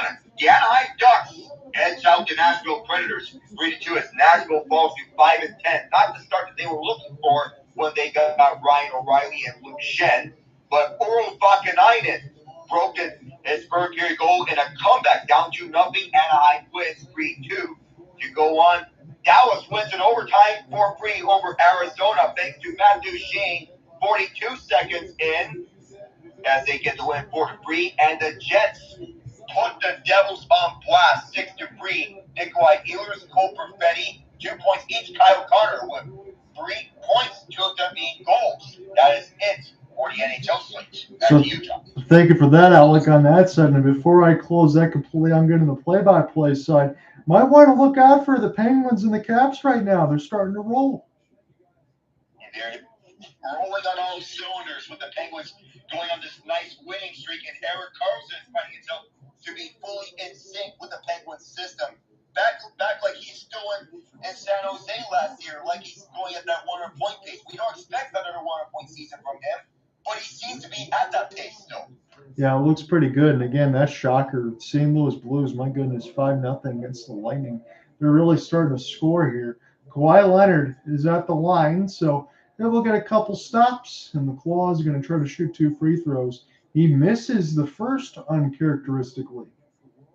Yeah, that's one that we don't see very often because he's known as one of the best players in the league between his time in San Antonio, Toronto, and LA. He normally makes that, but let me tell you, he just has just 8 points. Now it's 9 because of that free throw.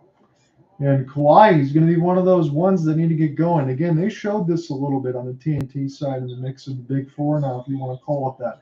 They're all averaging about 15 points thereabouts, a little bit more, a little bit less. Is this a good drive by Zubac? Don't know if they're going to count the basket, though.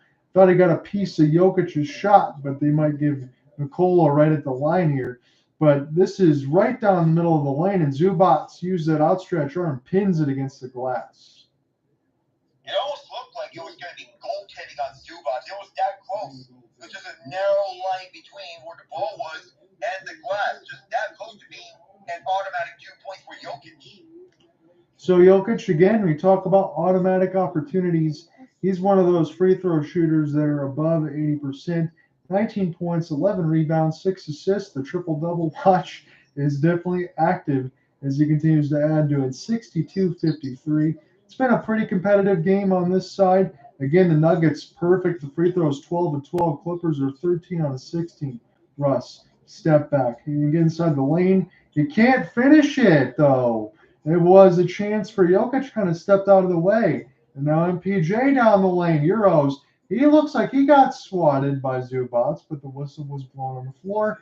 I think he might get the continuation to be able to get to the line. And if I'm Zubac, I think I'd be a little bit upset at that because I think he's played some strong defense here the last couple possessions. I don't think that foul was on Zubac in any way. That was on Harden with contact on MPJ's elbow. But if I'm Zubac, that was a good block attempt nonetheless because he was driving definitely, and Zubac read that lane the entire way. If it weren't for Harden, we can count that as a block. Thank you for that, Alec. I'm glad that you got that correction in there because, yeah, it was Harden simply and hit the elbow. MPJ misses both. My goodness. As it's 62-53. We're seeing some good free throw shooters not knocking down some of these easy ones.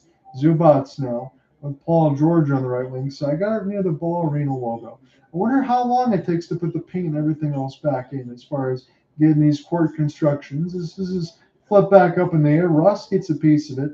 Shot clock down to 10 now. He's open if he wants to take this mid-range. Pocket pass between the legs of KCP and thrown down by Zubac. Nice tic-tac-toe from Russ to Zubac like he's back in OKC. There was a bit of chaos over at the Denver end of the court because it looked like there was a bit of hot potato between the Nuggets and Clippers, but the Clippers looked to have won that edition of hot potato. Yes, they did. Again, Russell Westbrook, you can talk about some of the rebounds, some of the assists, and everything else. He really is one of the best as far as running a point. The only thing you can really say is if Russell Westbrook ever turned himself into a premium three-point shooter, he could be one of the most unguardable people in the NBA. It's already really difficult to guard him, even at the advanced age, but that's really the only skill set he hasn't found. As Jokic, he gets blocked by the claw. And now the Clippers are starting to make some great defense. Here's a pass. Russ fakes it inside to Zubac. He gets close, and this gets tipped in by Ivica. So it's 62-57 now. We mentioned about getting a serviceable center like Zubac. Even though he's not among the elite tier of centers, he's doing enough to keep the Clippers in this game. He's a walking double-double, as you noted. Paul George, spin. He loses it to KCP. Still being battled with on the floor. KCP is going to get it to Reggie. Reggie, wide open, MPJ. It's good. 65-57 now. MPJ, who came out Mizu, is a wide open look, and with the chaos on the other end, that's how you turn good defense into good offense. Paul George. Again, they've got to get it together. As Alec said, a little bit of chaos. There's some turnovers. Wide open, extra ball movement. Kawhi Leonard, fake it. Now he'll float it. He missed it, though. And MPJ Skies cleans up the mess here in Gordon. He can do whatever he wants here. This gets knocked away momentarily. Goes to Reggie. Lob inside. Good deflection there for Russ. Intercepted now. Harden's got the pill. He's got it near the Ball Arena logo.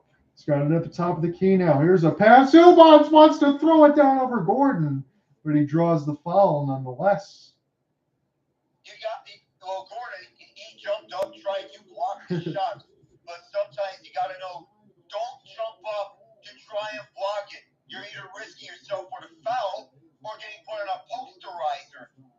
If not for either one of them, try and draw a charge. Yeah, again, you got Aaron Gordon and Ivica Zubac jumping up in the air. We're going to get a timeout here. You got those two jumping up in the air. There's a chance for some fireworks and some bodies hitting the floor. We'll go to break 8:35 left in the third. It's 65-57 Denver. And these two really neck and neck, but even though it didn't look like that in the latter part of that first half, they're still matching each other at every turn with the Clippers making that push with the good defensive efforts from Zubac. I want to go ahead and look at this really quick because I know you talked about it on the hockey part of the scoreboard. But what's upcoming here for the St. Louis Blues? They've been hot of late. They've won, let's just look at it, 5 of the last 6. And then you have at San Jose at SAP, at LA, at Anaheim, at Arizona. The LA game, again, LA's at home, and we talked about their home struggles. So San Jose, LA, Anaheim, Arizona. I mean, Alec, the St. Louis Blues, they could continue this run that they've been on right now.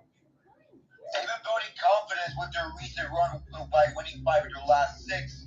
But when you look at the opponents that they have faced, New Jersey, Montreal, Winnipeg, Arizona, Colorado, Tampa Bay, those are not gimmies in any sense of the word. These are high-end playoff contenders that can compete for a Stanley Cup. Most of them, Winnipeg and Arizona, we can question that and say playoffs could be their ceiling.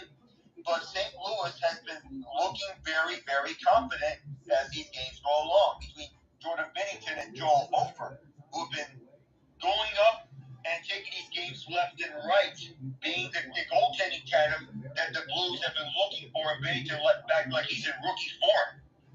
And again, as you mentioned with some of that, let's double down on it. They've already played Winnipeg twice.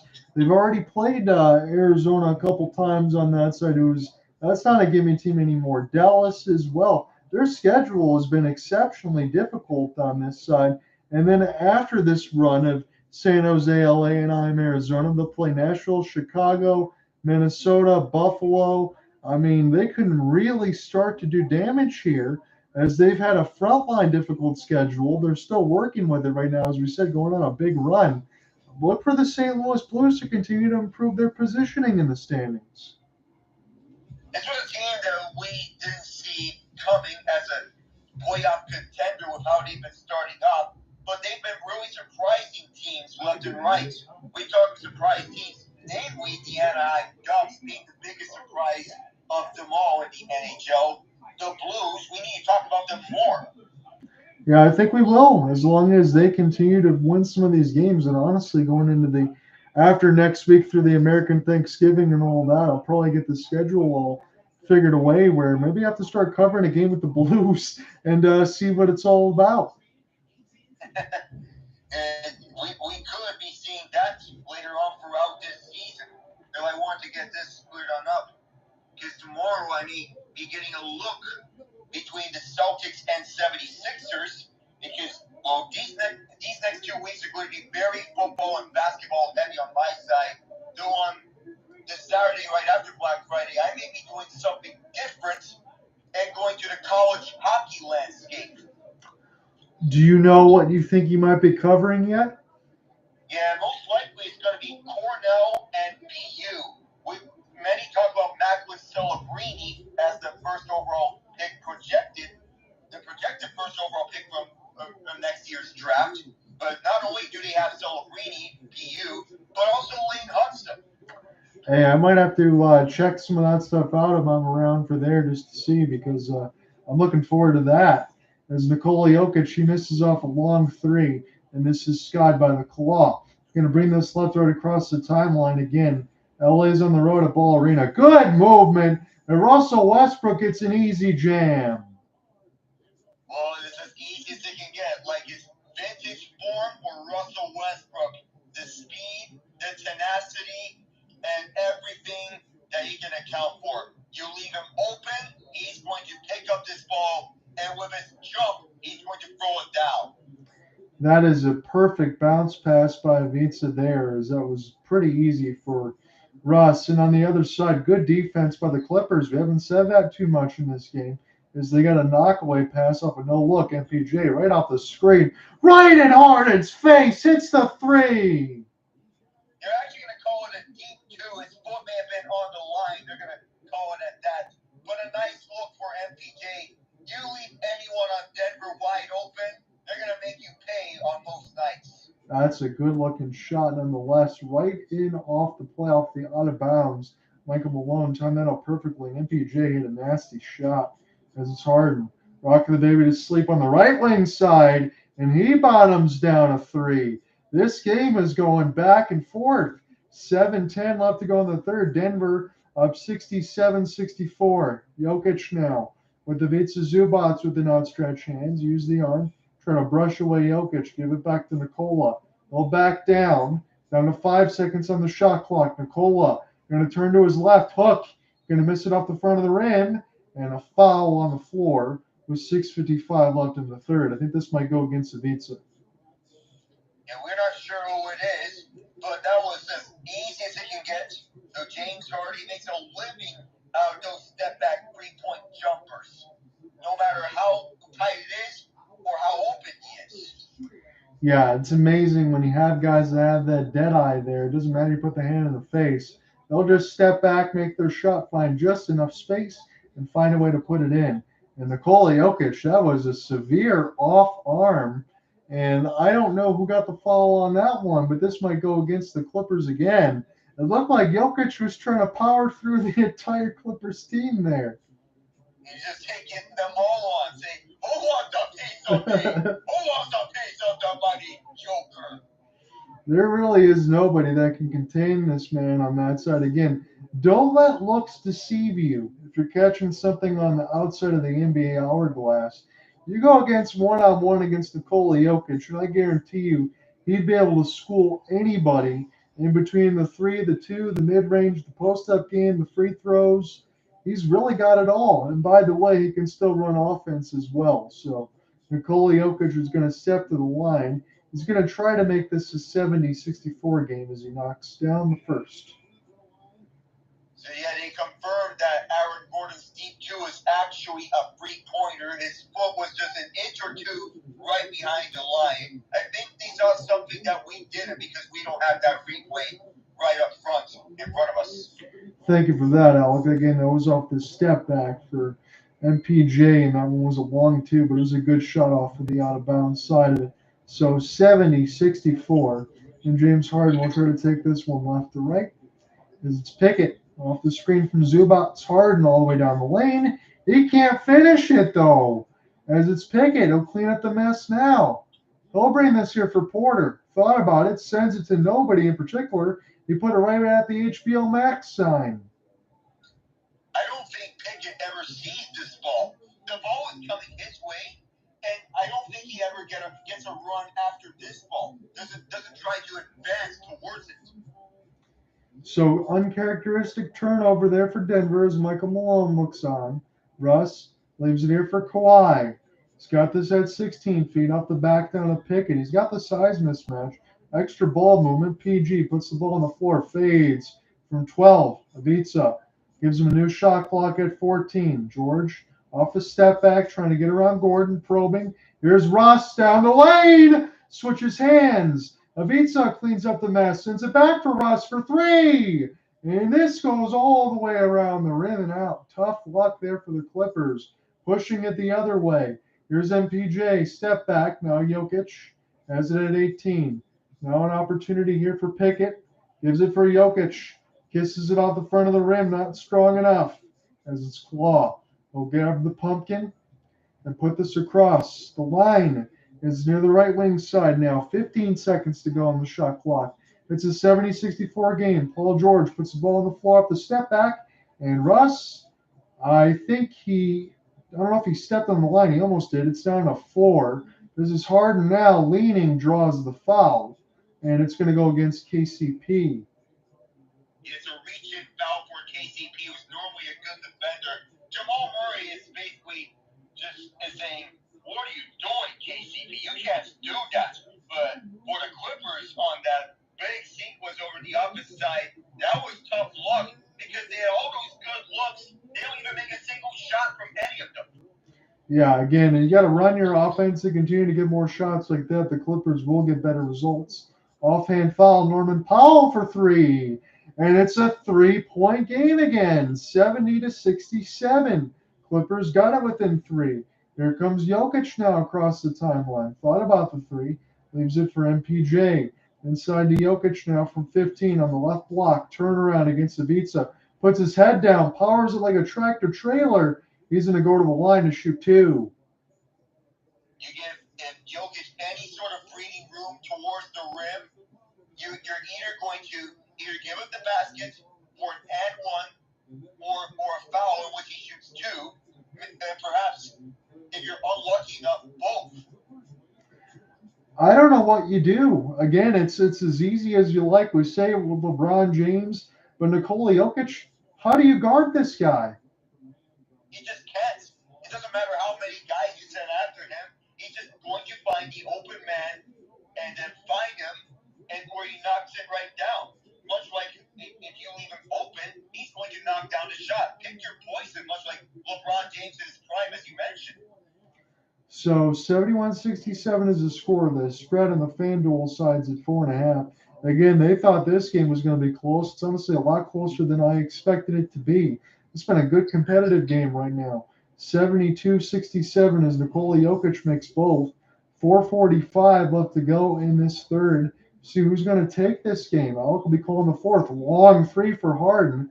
He was open, but he missed it off the front of the rim. As it's Aaron Gordon. Put this right to left now. He's going on the right wing side, trying to get around Kawhi. Puts his head down, but he threw it into traffic. Intercepted by Norman Powell. Terance Mann. He's got the speed. Sends it across for Paul George. He knocks the shot down. It's a three for PG. 72-70. Act like he's back in Indiana, like the number one option that he has spent there. You give him that much room, he's going to knock down the free shot. He's known as a sharpshooter from range. And Christian Braun gets a great pass from Jokic. And the red carpet's laid out. Nobody picked up any rim protection as Ivica Zubac looked a little disgusted there on the bench as it's Mann. We'll send this here for Norman Powell. We'll get the screen trying to get around Jokic. Fade. Tough off the front of the rim. And it's Gordon quickly down the lane. KCP extra pass for Gordon. Puts it on the floor. Gets Harden to jump. Gets it right back. Throws it down. Aaron Gordon with the sky. And he definitely looked like the slam dunk champion there. Oh, the sky's the limit now for Aaron Gordon. With him jumping all the way up in the two-handed slam. And a nice passing sequence between him and KCP. Let the Clippers call timeout with 3:38 left in this frame. Well, I think you're going to have a good game in front of you, Alec, on this 7 to get in the fourth, and we switch back over here. 76-70. Timeout, Tyronn Lue. 3:38 left to go in the third. Your leading scorers will update you here. PG-13's got 23 points on 4 of 6 from 3, 6 rebounds, 2 assists, and a steal. And on the other side, Nikola Jokic, he is on that triple-double watch. He's got 24. 10 of 10 from the line, but 6 of 18 from the field. He's got 13 rebounds and 7 assists to lead the Nuggets. How's everything going here, Andrew? Good. I'm curious what your guys' opinion is on the Draymond Green, Rudy Gobert fiasco. Oh, I'll say, what in the world? That's what I'll start with. All I gotta say is Draymond Green is so classic. You would never see a hockey player get in a fight.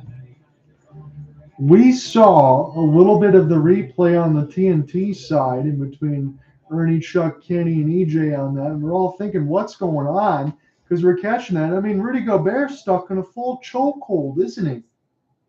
Yeah. It was reminds me of playing beer league hockey, yeah. Yeah, beer league hockey. Like it's those days.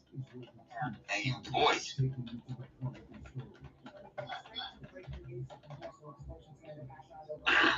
I'm just going in and getting a couple scoring notes in here on this side. We're a little bit of a commercial break. It's 76-70. We'll get into the play-by-play in a moment. So that's it right now. This game between the Warriors and Timberwolves is still going on as we speak. 73-63, the Warriors lead. And the Lakers, they're blowing out the Grizzlies 71-51. Just when you think you can't get any worse for the Grizzlies without John Morant in game number 11 without them, well, it's been looking like much of the blowouts that they've been experiencing, just as Anthony Davis denies one of the Grizzlies. Again, are the Grizzlies at some point going to start to run out of time here, or when are they expecting to get John and everything else all squared away? You can't just expect everything to magically turn around in game 26 when Ja comes back, but his absence shouldn't be felt this badly. Yeah, I know. You and I talked about that early in the year. I'm just shocked in the way that they've been Just so shaky, honestly. You thought Marcus Smart was going to be able to do some of the same things that Ja does, and it just hasn't looked good right now over there. Not looking good and then some. You got to wonder about this, that Marcus Smart, yeah, he truly misses Boston. He knows about the fans over with the Celtics, and the Celtics fans there, they welcome him with open arms. So we're going to get back underneath the action here as Harden's going to crab dribble this thing cross up to make sure to take any time. 3:30 left to go in the third. Extra pass. PJ Tucker, the veteran, wide open, and he knocks it down. PJ doesn't score a lot of baskets anymore, but he definitely will knock down those right wing threes when he's open, Alec. Yeah, when he's open and given the time and space, he's not a scorer here as he's mostly a defender, but he can be the unlikely hero that can knock down a clutch three-pointer like that one. Pickett, he travels. Terance Mann had a good job there. He pretty much played him stride for stride, forcing him to pick up his dribble. And the Clippers have a chance to tie this here, maybe. Yeah, we mentioned about the underrated defense of the Clippers. That time it was Terance Mann forcing Jalen Pickett to travel and take a step with his second foot with Bondable hanging onto it. That's just nice. That's a nice job of him paying attention to the ball movement. Kawhi inside, step back, hits the mid-range. That's a tough basket for Kawhi, but that's what he's known for. He starts making those. You better look out if you're the Nuggets. It's a 1-point game now. Pickett, he wants it. He's going to put it on the floor, though. Jokic, wild pass. He collects it, and then he gets it right into a slam. So Jokic almost lost the ball, picks it up, and then feeds an easy one for Pickett, 78-75. Nice speed behind with one hand after almost losing it, but he managed to find the open guy, Peyton Watson, all open, and then all gas, no brakes. Tucker, and I think he stepped out of bounds. He was wide open on the left wing side. Thank you for the correction there, Alec. Wide open on the left wing side, 78-75. It's a turnover, though.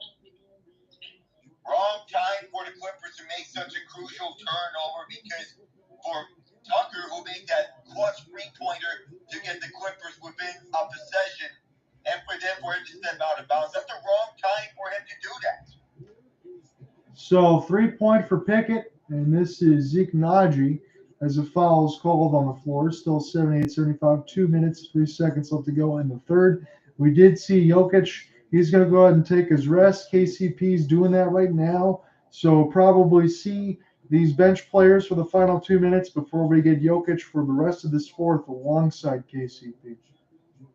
And yeah, Mike Malone wants to rely on his young guys, not only with Zeke Naji, but also Christian Braun and Julian Strawther, as we noted. That Strawther's getting trusted more and more over Justin Holiday. It's a nice addition nonetheless to bring in Justin Holiday, but Strawther, in Malone's eyes, appears to be showing the more flash and the more upside. And that's what you want. I think that's good for Michael Malone. Regardless of what the record can be and what these players can do, you're going to need all of them coming down the stretch of an 82-game season especially. You want to make sure to keep everybody fresh. That's the most important thing that you can do. And you got to be able to stretch that bench to about 10 or 11 players. Claw one-arms this thing as this is taken away off the miss. Opportunity for Aaron Gordon. Here's a no-look, but it was a little bit too casual there. Turnover against Gordon.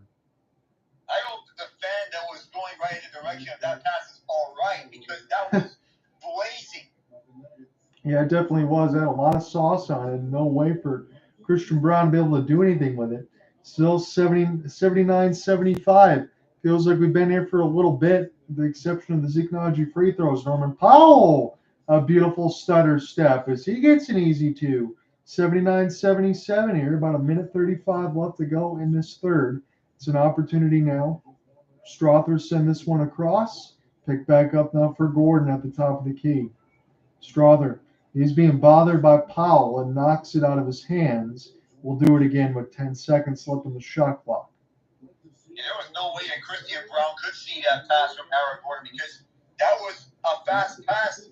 There's only a limited time to react to that, to catch it. And even so, it has to be in and out of your hands in a hurry on that if you want to get a quick shot off, but Norman Powell's been very noticeable on both ends. Yes, he has. Braun, he missed a bunny here. We'll see what happens with the Clippers. They have a chance to tie or take the lead with 1:05 left to go in the third.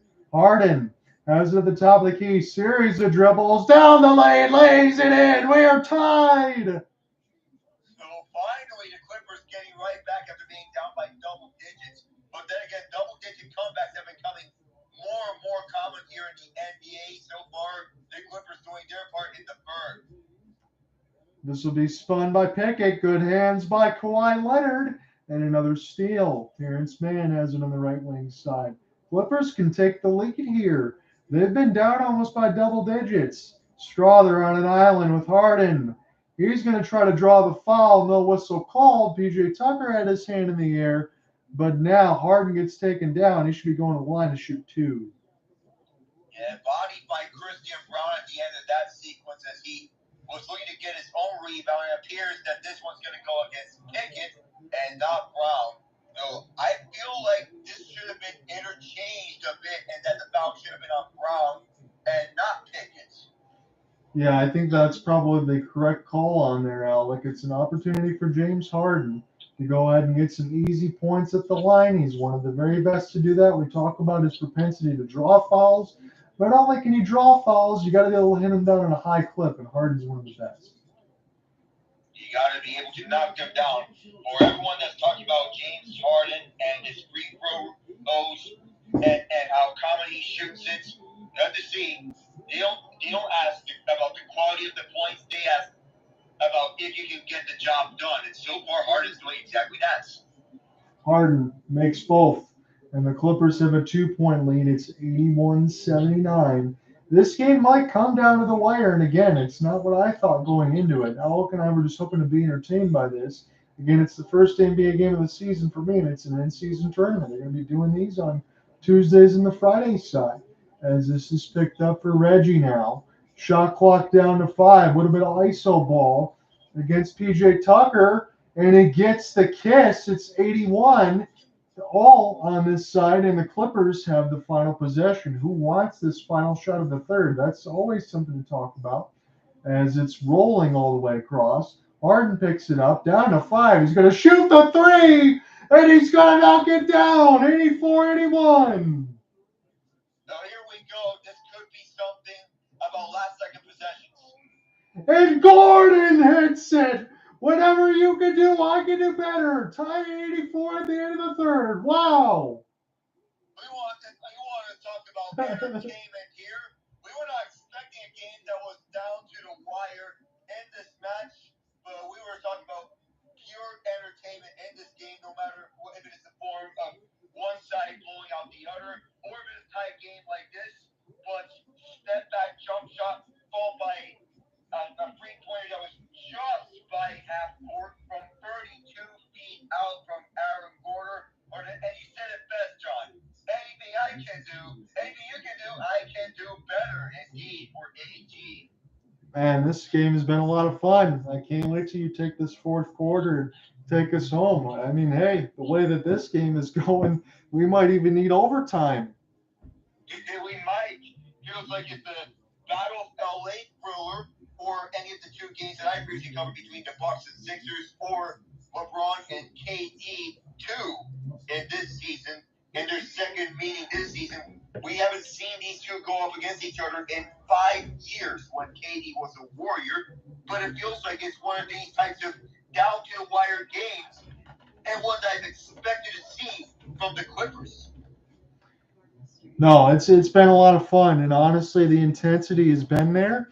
This feels like an early season test. I mean, hey, if you really think about it, with the way that the Clippers record is, again, at 3-6, you can dismiss some of these things. But we talked about the talent that's on the floor. We talked about the Denver Nuggets, who they've been the class of the league coming off of an NBA championship. Hey, if you want to win the Western Conference, you're going to have to go through the Denver Nuggets. Yeah, the West runs through the Nuggets. Doesn't matter what is the seeding of the teams that they faced through last season. It doesn't matter if the Timberwolves were an 8 seed, the Suns being a 4 seed, or the Lakers being a 7 seed in the West, or the Heat being an 8 seed in the finals. You have to get the job done.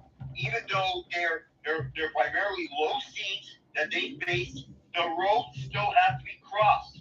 The Lakers made it as a 7th seed, though in all fairness to them, the West was way wide open last season. Those wins over the Grizzlies and Warriors were earned, not given.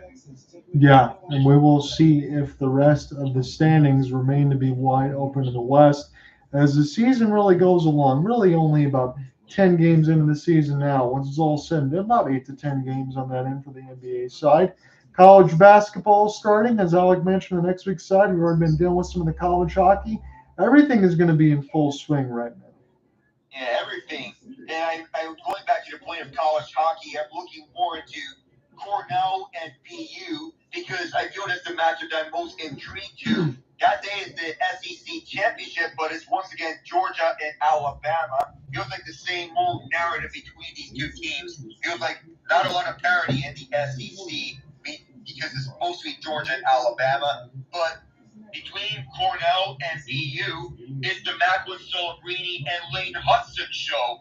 And perhaps we could get a chance to see that on November 25th between two of the best teams in the NCAA in the men's ice hockey.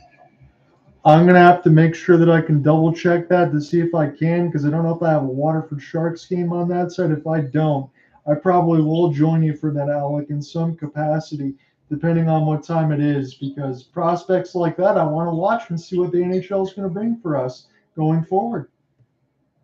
Yeah, we could be seeing that down the wire depending on your status. A deep freeze miss, fourth quarter already underway, but we can't wait to see what is down the road here and games in the future. 30 seconds in, here's Russ. I am Alec Nava, joined here by John out here. Or corner, Paul George makes it and then drives right in, kicks it out over to the left wing, inside of the left corner, and a free for P.J. Tucker. Another clutch bucket from distance for Old Reliable. If I'm Zeke Naji, you already know what PJ Tucker's out there to do. You got to make sure you put a hand in his face. Christian Braun, the answer on the other side as the Nuggets drop in one. Paul George gets a Nugget to come in. That was Braun. And a little fake Gypsy 2, 89-86 LAC. This is going to be a fun one, Alec. Both these teams going back and forth right now. Yeah, between Braun and PG, because the lays 2 buckets as we have Jokic in the bench. And a tic-tac-toe passing to Christian Braun. Nice ball movement between Justin Holiday and Braun to get Denver within 1 again. So we mentioned Justin Holiday, and between him and Julian Strawther, seems like that is coming up big and huge in stride here for Mike Malone's squad. Paul George getting Holiday a bit of work here. 6 to shoot. Now 5. Paul George has to move up right now. Someone goes down. And I believe that was Justin Holiday who gets contact on PJ Tucker. There'll be an inbound because of that. Man, Alec, it really looks like Christian Braun's got a lot of NBA game to him. I like what I've seen from him. It feels like, does it seem as if Tucker's trying to set a screen up on Justin Holiday because he was rushing to him, and the one that gets knocked down is Tucker. That's more of a defensive foul, but Tucker tried to set the screen there. Yeah, he did. And he wasn't able to hit that one this time as we get a substitution on the floor. KCP coming in. So the reliable defender for the Nuggets was a champion with them here, and there may be another foul here just as Reggie Jackson gets knocked backwards, we think, or this is going to go against Jackson. He might have got some contact, and the Nuggets fans don't like that. They think that Paul George should be called for an offensive foul. It's kind of interesting on that side. I wasn't sure Reggie was going to flop or whatever, but they called him at a foul with 10:06. We'll get another look at it right now. I just got the hand stuck there, and he got the off arm on Reggie. And more bullish here from these Nuggets fans as yet another foul is called. It appears that there's going to, this time, it's going to go towards the Nuggets' favor as Russ is called for charging. Well, I can't blame the fans. They're a little bit confused right now. They're just assuming it was going to go against them. Well, I may have been a little bit ahead of myself because I got down the ESPN feed moments before it happened. Because the last foul was on Michael Porter Jr. I was so ahead of myself that I just saw So let's just make sure I try to count this correctly here. So I already see 3 fouls against Denver, and we're not even 9:53 in the fourth. I mean, the whistles are the refs are blowing the whistles here on all angles. As the Nuggets turn this over, this is Terance Mann moving up with speed, driving to the rim. Mann kicks it out, wide open from the corner, left side. Nothing doing there. Braun saves it, but there was contact there from Russell Westbrook. The ball only had traveled out of bounds. Yes, it did. They're going to say it last touch Russ, and Braun is going to foul. Braun is going to inbound. I meant to say that. Yeah, so this game's getting a little crazy right now as Westbrook was unable to bring a severe amount of vertical there. He had to go against Braun, who had several inches on him, but Russ able to make a good play there.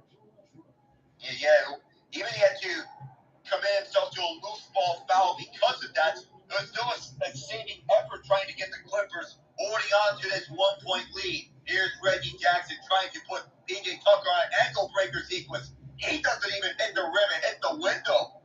And now starting up is Russ on the other side, working on KCP. Kick on over to the logo to PG, and PG surveys his options. No Jokic on the court still for the Nuggets. He'll survey. Now over to the left weak side, back for him, and he airballs the three. Oh no! The feed right back from PJ Tucker, and there was nothing out of that. Absolutely nothing, not even a rim.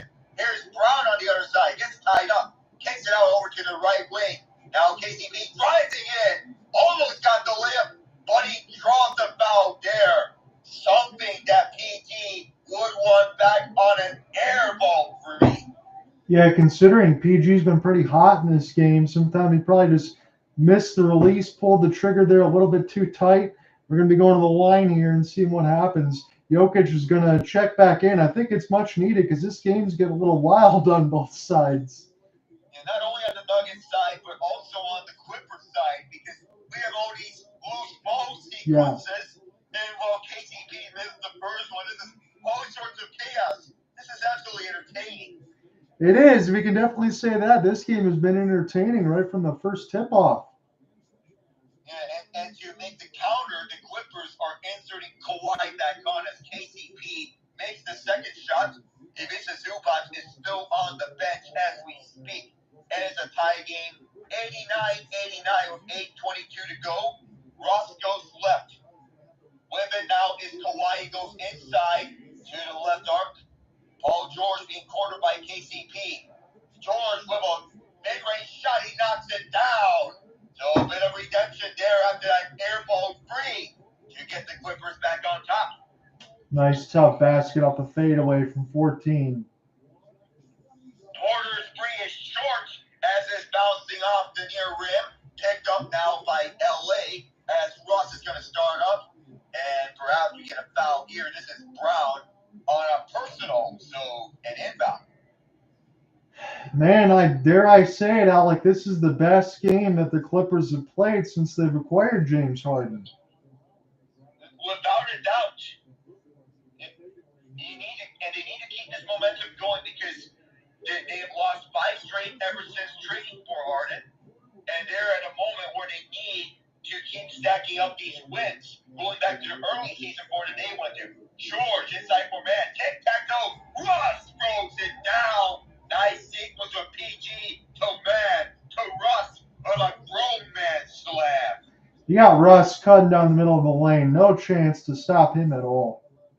And then blazing speed, even though he's 34, he still has that tenacity right in front of him. Aaron Gordon, low Euro step, and the lay-in. So he has a little say on what Russ has to offer. It's a one-possession game again. Hey, you don't have to always throw it down. You can get the Euro step. You can hit buzzer beater threes. My name's Aaron Gordon.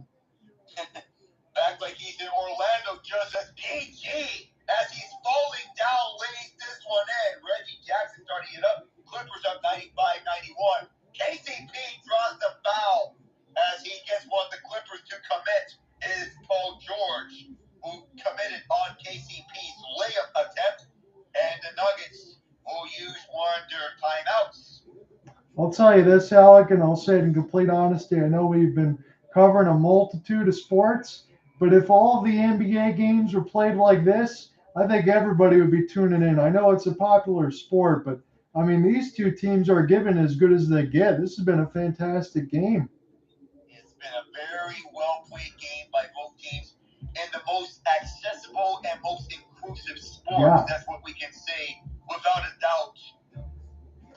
Yeah, no doubt about it. Let's just give you a scoring reset as we go into the commercial break. So Paul George, he's had himself a great game. 11 and 19 from the field, 29 points, 3 steals, 3 assists. James Harden, not too bad. 7 of 14, 21 points, 3 of 8 from deep. On the other side, Kawhi Leonard, he's been a little quiet, 4 of 11 for 11. On that end, Nikola Jokic, he's 2 assists away from a triple-double. He's got 24, 13, and 8 with a steal. Michael Porter Jr. has 8 on 3 of 10. Aaron Gordon, 5 of 9, 13, and that key 3 at the end of the third. KCP with 8 as well. Christian Braun, though, as I said, 5 of 6, 10 points. I like his ability to be able to play basketball. He does a little bit of everything on the floor right now for Michael Malone's squad. He's got 10. He fits right into the system very well. Between this and college ball, he's picking up where he really has left off. Back when he was a national champion with the Kansas Jayhawks in 2022 with Bill Self, and he's carrying that over to Denver in a bench role. Would it be him off the bench or as a starter? He truly fit in with the Nuggets. Yeah, somebody's got to tell him it's not going to be so easy with championships. He gets one at Kansas, then he gets one with the Denver Nuggets. A back-to-back champion. Yeah, again, that usually doesn't happen. A lot of guys go through their entire careers and they never win one. And he's already tasted success. And the main thing when you're that young is just continue to do the work ethic and do the damage. Holy cow, I'm looking at this in progress score line. Memphis is getting pasted by the Lakers. It's 83-58. Oh, if this season can't go any worse for Memphis, and you got to wonder if things would go very differently if the Grizzlies it had John Morant for their first 25 games had it not been for that Instagram video. But this is really getting into a 5-alarm fire, if that's the proper term for it, for the Grizzlies. Because 2-8 after 10 games, when you have star talent like Jaren Jackson Jr. and other high-end contributors like Marcus Smart, Desmond Bain, and with Derrick Rose coming off the bench, that's inexcusable. And right now, I'm looking at their starting lineup today. And again, I don't mean to be mean, but for the Richmond Spiders, Jacob Gilliard, the 25-year-old, he's in the lineup. And Bismack Biyombo is in the starting lineup. That's not certainly what the Grizzlies expected. And yes, the original plan was to have Steven Adams in the starting 5. But then everything went awry the moment Adams was hurt, and now he's missing in the season, which is a shame because even though he's a tough player on the court, he's one of the nicest human beings in the NBA. Yeah, again, not everything goes to plan. You got to have that depth. We'll see what happens in this game, though. Alec, take it away. 6:58 left. And just as KCP hits the first free throw, you wonder what is going up and gone between the Warriors and Timberwolves. No Draymond Green, no Klay Thompson. Still in there. It is a tight game.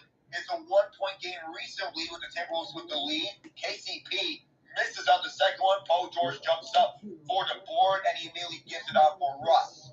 At the top of the 5280 logo being watched by the other number 0, Christian Braun. To the right for George from mid-range and tight. No doubt about it. He is feeling it tonight. That mid-range shot rated PG-13. And if he can continue to do this, you said it earlier, he can be a number 1 option. He's looked very comfortable. In a game that the Clippers have really much needed here, especially from PG. KCP and Jokic connect with each other. Offensive foul as he charges right into PJ Tucker. Tucker got him to commit. That's good defense there by PJ, the crafty veteran. I don't think he sold it. I think he got Nikola Jokic to work right in, as you said, and draw that foul. Beautifully done. Yeah, both hands on his lap. Got Jokic to commit to that foul and get the ball right back for the Clippers. Exactly what LA has been needing throughout this game. To have solid defense from a reliable defensive veteran like Tucker. Here's Kawhi. Looking for a lane here, doesn't find one. Now he gets one up. Oh, right in tight. Kawhi right on cue. Kawhi nuts. Here's Braun. Alley-oop to MPJ. Throw it down. The former Mizzou Tiger answers Kawhi's call. Wow, that is some serious vertical for Porter. Got everybody off their feet. Yeah, everyone here now standing up for some of these fans as they're mostly sitting right down waiting for the fireworks. Here's Kawhi from deep. Too far on the shot. It's picked up by KCP. Now he's worked up Tucker. Tic-tac-toe between MPJ and Braun. First on Braun, and there may be something here. Is this a personal from on the Clippers? Yeah, looks like PJ Tucker's called for the foul here, my friend. It appears that the man who made that nice charge position to get Nikola Jokic to commit just as Braun gets to sit down. But for Tucker to draw that right afterwards, well, you got the foul. Well, that's the downside. The big thing is you got Jokic to commit to an offensive charge. That's always the good news. Yeah, again, you got to be able to do that, especially in the clutch, be able to get some stops. It's only a 5-point game, and we know how Denver's moved this basketball. That's nothing to them.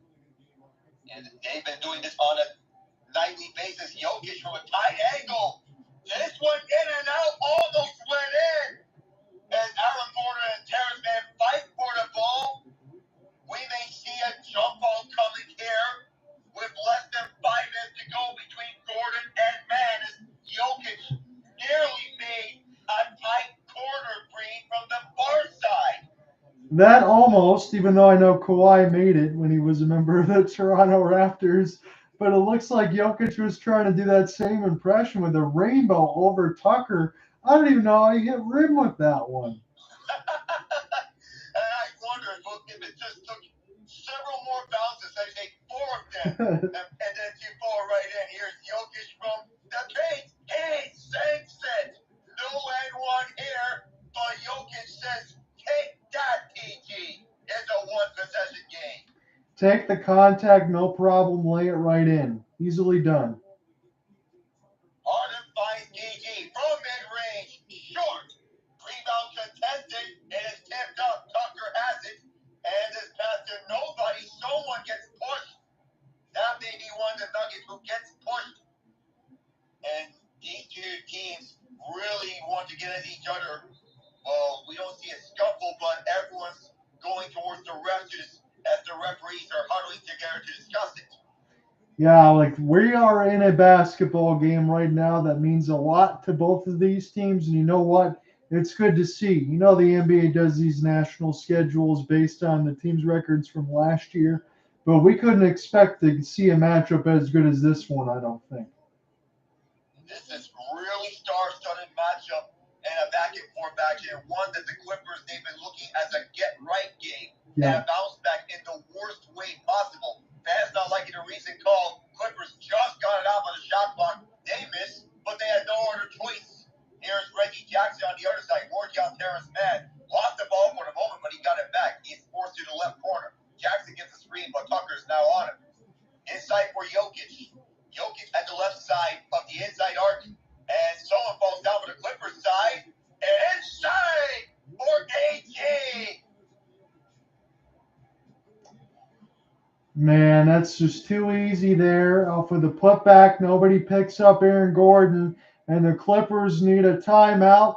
It's a 1-point game here. They were getting right back in every facet. These two teams matching each basket one after another. Aaron Gordon off the dime from Nikola Jokic with Terance Mann just getting bullied by Jokic. Just straight up overpowered.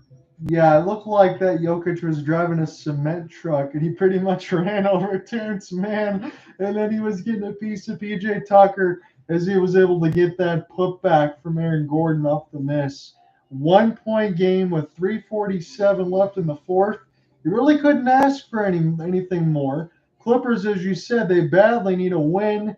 It's been 5 straight losses on this side. Denver Nuggets, they're still trying to remain perfect at home.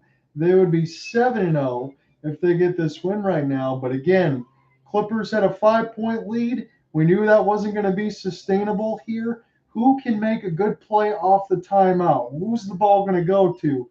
If I'm the Clippers and I'm Tyronn Lue, I'm probably rolling back to Paul George, trying to set a screen for him from Zubac, getting him free, maybe getting an off-the-ball cut for James Harden or Russell Westbrook. And on the other side, if I'm Michael Malone, I think the ball only goes to one player in particular, Jokic in the paint, let him kick it out for any kind of threes or work his way inside. Yeah, that's the right strategy to go through if you're both these two teams. If you're the Nuggets, you go for Jokic to start and end the play. Doesn't matter who it ends up on the hands Right. on. It starts and ends with Jokic. And if I'm the Clippers, you said it perfectly. You said the first name front and center, Paul George. He's their best closer when it comes to late game clutch situations. And you want to rely on him if you want to get a clutch basket. We've been focusing so much on basketball so far tonight that we didn't notice that the Florida Panthers are up 2-1 on the Sharks with Sam Reinhart netting a power play goal. We talked about Florida the other day on the side for the hockey assignment, and I think that they're going to be on the ascension as they continue to get more pieces back. They look like to be a dangerous team, Alec. Yeah, much like the Florida team that has been shown throughout the playoffs last year. Perhaps the playoffs for the Panthers might have been a teaser of what was to come within the Magic and Chuck era. Yeah, no doubt about it, and see if they can build upon it, because you know exactly where they want to go. They want to go back into the Stanley Cup Finals. We got a long way to get to at that point, but I still think Florida could be one of the last teams left standing. And it could be perhaps another run at the Eastern Conference Final because the Atlantic Division is wide open and therefore the taking between them, Boston, and all these other teams. The Bruins, they're still the class of the Eastern Conference, and that was evidenced by their fast start with Jim Montgomery and a second straight fast start with the Bruins, still proving that he is the right fit for the team, and he's pressing all the right buttons. People can talk about last year how he pressed more wrong buttons than right buttons, but this year he's pressing all the right buttons. Again, on that side, you can't put too much blame because when you win as many games as he does, again, it gets tough in the playoffs. It gets tough in the playoffs in basketball too, and this feels like a playoff game. Take it away. And here we are right back just as the Clippers lost the ball for the moment. Both teams are fighting for the ball. Last touch by Kawhi. And Kawhi will regain possession of this as Reggie Jackson might have driven this out of bounds by an inch or two. So the clock's at 8 right now. Again, you got Alec, Nava, and John out here with you. We've been flipping back and forth in between the play-by-play side. It's anybody's game right now, 99-98 with 3:32 left in the fourth. The Clippers, they had the edge by the slimmest of margins. Terance Mann, double team. Finds the open man and Powell. Yes, sir! Norman Powell. All the way from Anaheim. 102-98 LA. Good off-ball screen there. Be able to get it set up. No problem there for Norman. Clippers up 4. Here's Jokic on the other side. He is 1-on-1. Matched up by Kawhi. And he got Kawhi to get the foul on his side. Denver officially in the bonus. The Clippers do not have any more fouls to give. We'll see if Denver can get to the century mark as Jokic gets to the foul line. Again, it doesn't take a genius to be able to call any of the stuff from the timeout side. At least I got one thing right with Nikola Jokic, be able to let him work. Man, it seems like he got a piece of Kawhi Leonard's arm, too. And yeah, he's been getting bodied by Kawhi on that sequence. He mentioned about Kawhi's reputation as a defender. That time he did pay attention to Jokic the entire way. As he makes the first free throw, the second one is good. He's up to 28. But here's the differential. Jokic had 18 points in the first half. In this half, his impact is being minimalized as he is being limited to 10 points. That's what you got to do if you're the Clippers, to see if you can hold on and win this game and end the losing streak. And to end this losing streak, that's what the Clippers want to do here, front and center, and hand the Nuggets their first home loss of the season. Harden driving into the paint, smokes it, and this board goes out of bounds. It will belong to Denver as this goes right out. Last touch by Harden. Doesn't it feel like, Alec, there's been several layup opportunities from the Big Four that they've just missed? Yeah, it feels like that. No matter if it is Paul George or James Harden, you got to hit those. Those are gimme buckets for you. Jokic slides right in, hooks it. First try, second try, and it's good. This game is tied. 102 all. Put it in the hands of the big Serbian and let him go to work, overpowering everybody and getting a 2. I mean, no matter who he's matched up against, he's just going to get the advantage. No matter who the closest defender is to him. 13th tie of this game. That is not a typo. Kawhi, one-on-one, has free to shoot. Gets it out for PG. PG has to shoot it up. Does he get it in? No, they wave it up. Shot clock violation on PG. The Nuggets get it back with 156. That's tough there, but it's great defense. Again, we saw from the previous side, Ivica Zubac is shaking his head. He's sitting on the bench. He's got to be wondering when Tyronn Lue's going to bring him in. Yeah, we have not seen him in a long time. He's played 26 minutes.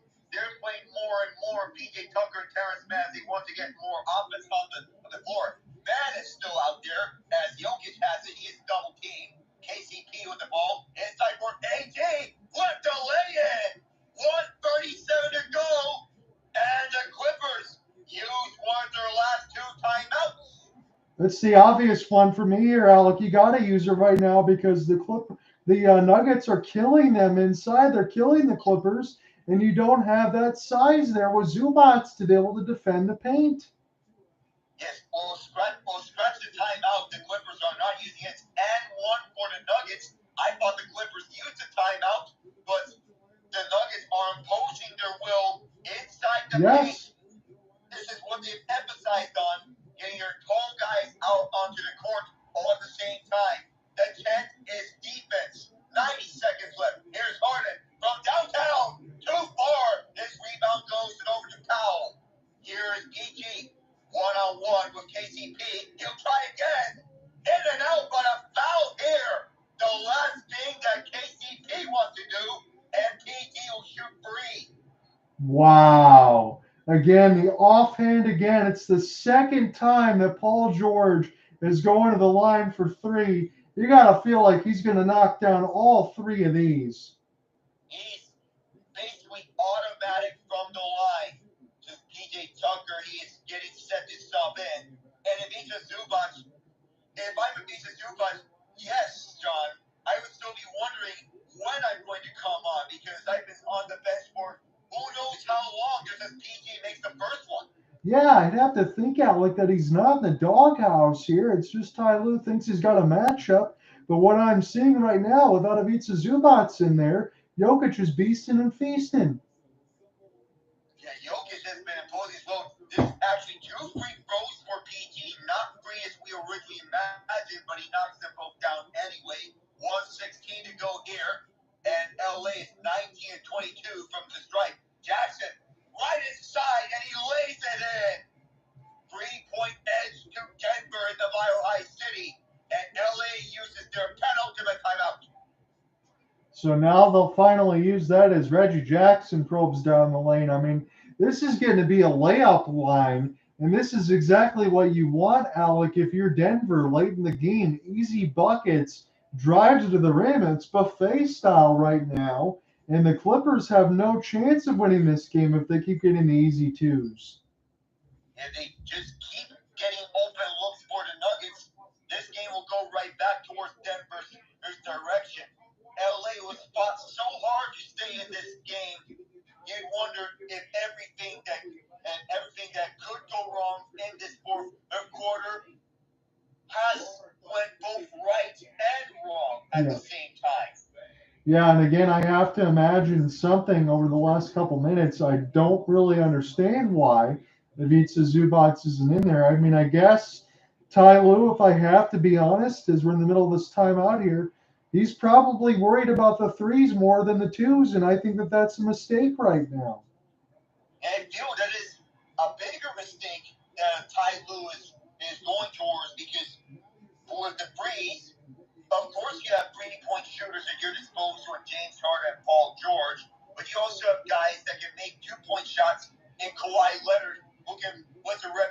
for making mid-range shots, and Russell Westbrook, who has this reputation of driving to the paint. But so far, Kawhi and Ross, they've had 21 points. PG and Harden, 54. That is some big-time production. They've shot a lot, 19 of 38, 9 of 25. It's been pretty much all them on this side. Can the Clippers try to get it done? They're down 107, 104 with 110 left.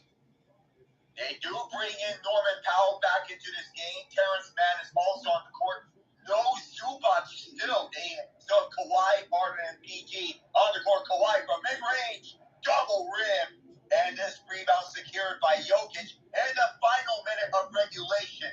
Hold on tight, everyone. I hope you guys still have popcorn here. Here's Reggie Jackson. He'll send this inside, almost on the way, but open is AJ. Behind the back from Joker, wide open, nobody covers him. And here's a free on the way, too far. Rebound secured by Reggie Jackson. Everything going the Nuggets' way in the final stage of this game, and Denver's going to run out more clock. Go ahead and take it away, Alec. I'll leave my final thoughts for the 30 seconds. All right, so last we saw an intentional foul from Terance Mann on Reggie Jackson, so that'll get Jackson up to the line for 2 automatically. I'll go back to this and I'll say it again from a few minutes ago when we got the 1.9 is left here in regulation. This has been a very entertaining match. No matter who's going to come out as the victors here. And Denver looking to improve to 7-0 at home. LA, and the result that they have been dreading, losing 6 straight in this home suck since the James Harden trade. And Denver, they've been doing this without Jamal Murray, just as Reg missed the first free throw. And I just can't believe we go back to the Ivica Zubac thing for 3 minutes. He's not in. He's got that look on his face, and it's just been all twos, and I don't think that's a coincidence. It's not a coincidence at all. And triple rim for Jackson. This stays out. Kawhi jump starts it with some moves on MPJ, trying to put some fakes. Kawhi tried again, and this stays out. And there's a foul called on MPJ with 22.2. The Nuggets will take their second to last timeout. Their fans can't believe it, but Kawhi is shooting too. I almost thought Kawhi Leonard slipped there when he was trying to throw it down. I'm not used to seeing him not being able to finish at the rim. I feel like there's been a lot of chances that these guys just haven't converted. I don't know where the foul is, to be honest. Yeah, me neither. And for all the talk when we talk about this, well, actually, this timeout is because of Mike Malone using his coach's challenge with 22.2 left. We're staying with you here because it's late in the game, and with this coach's challenge is coming up. So it feels like the Clippers, they've been missing from short distance. Yeah. Just a few feet away from the rim.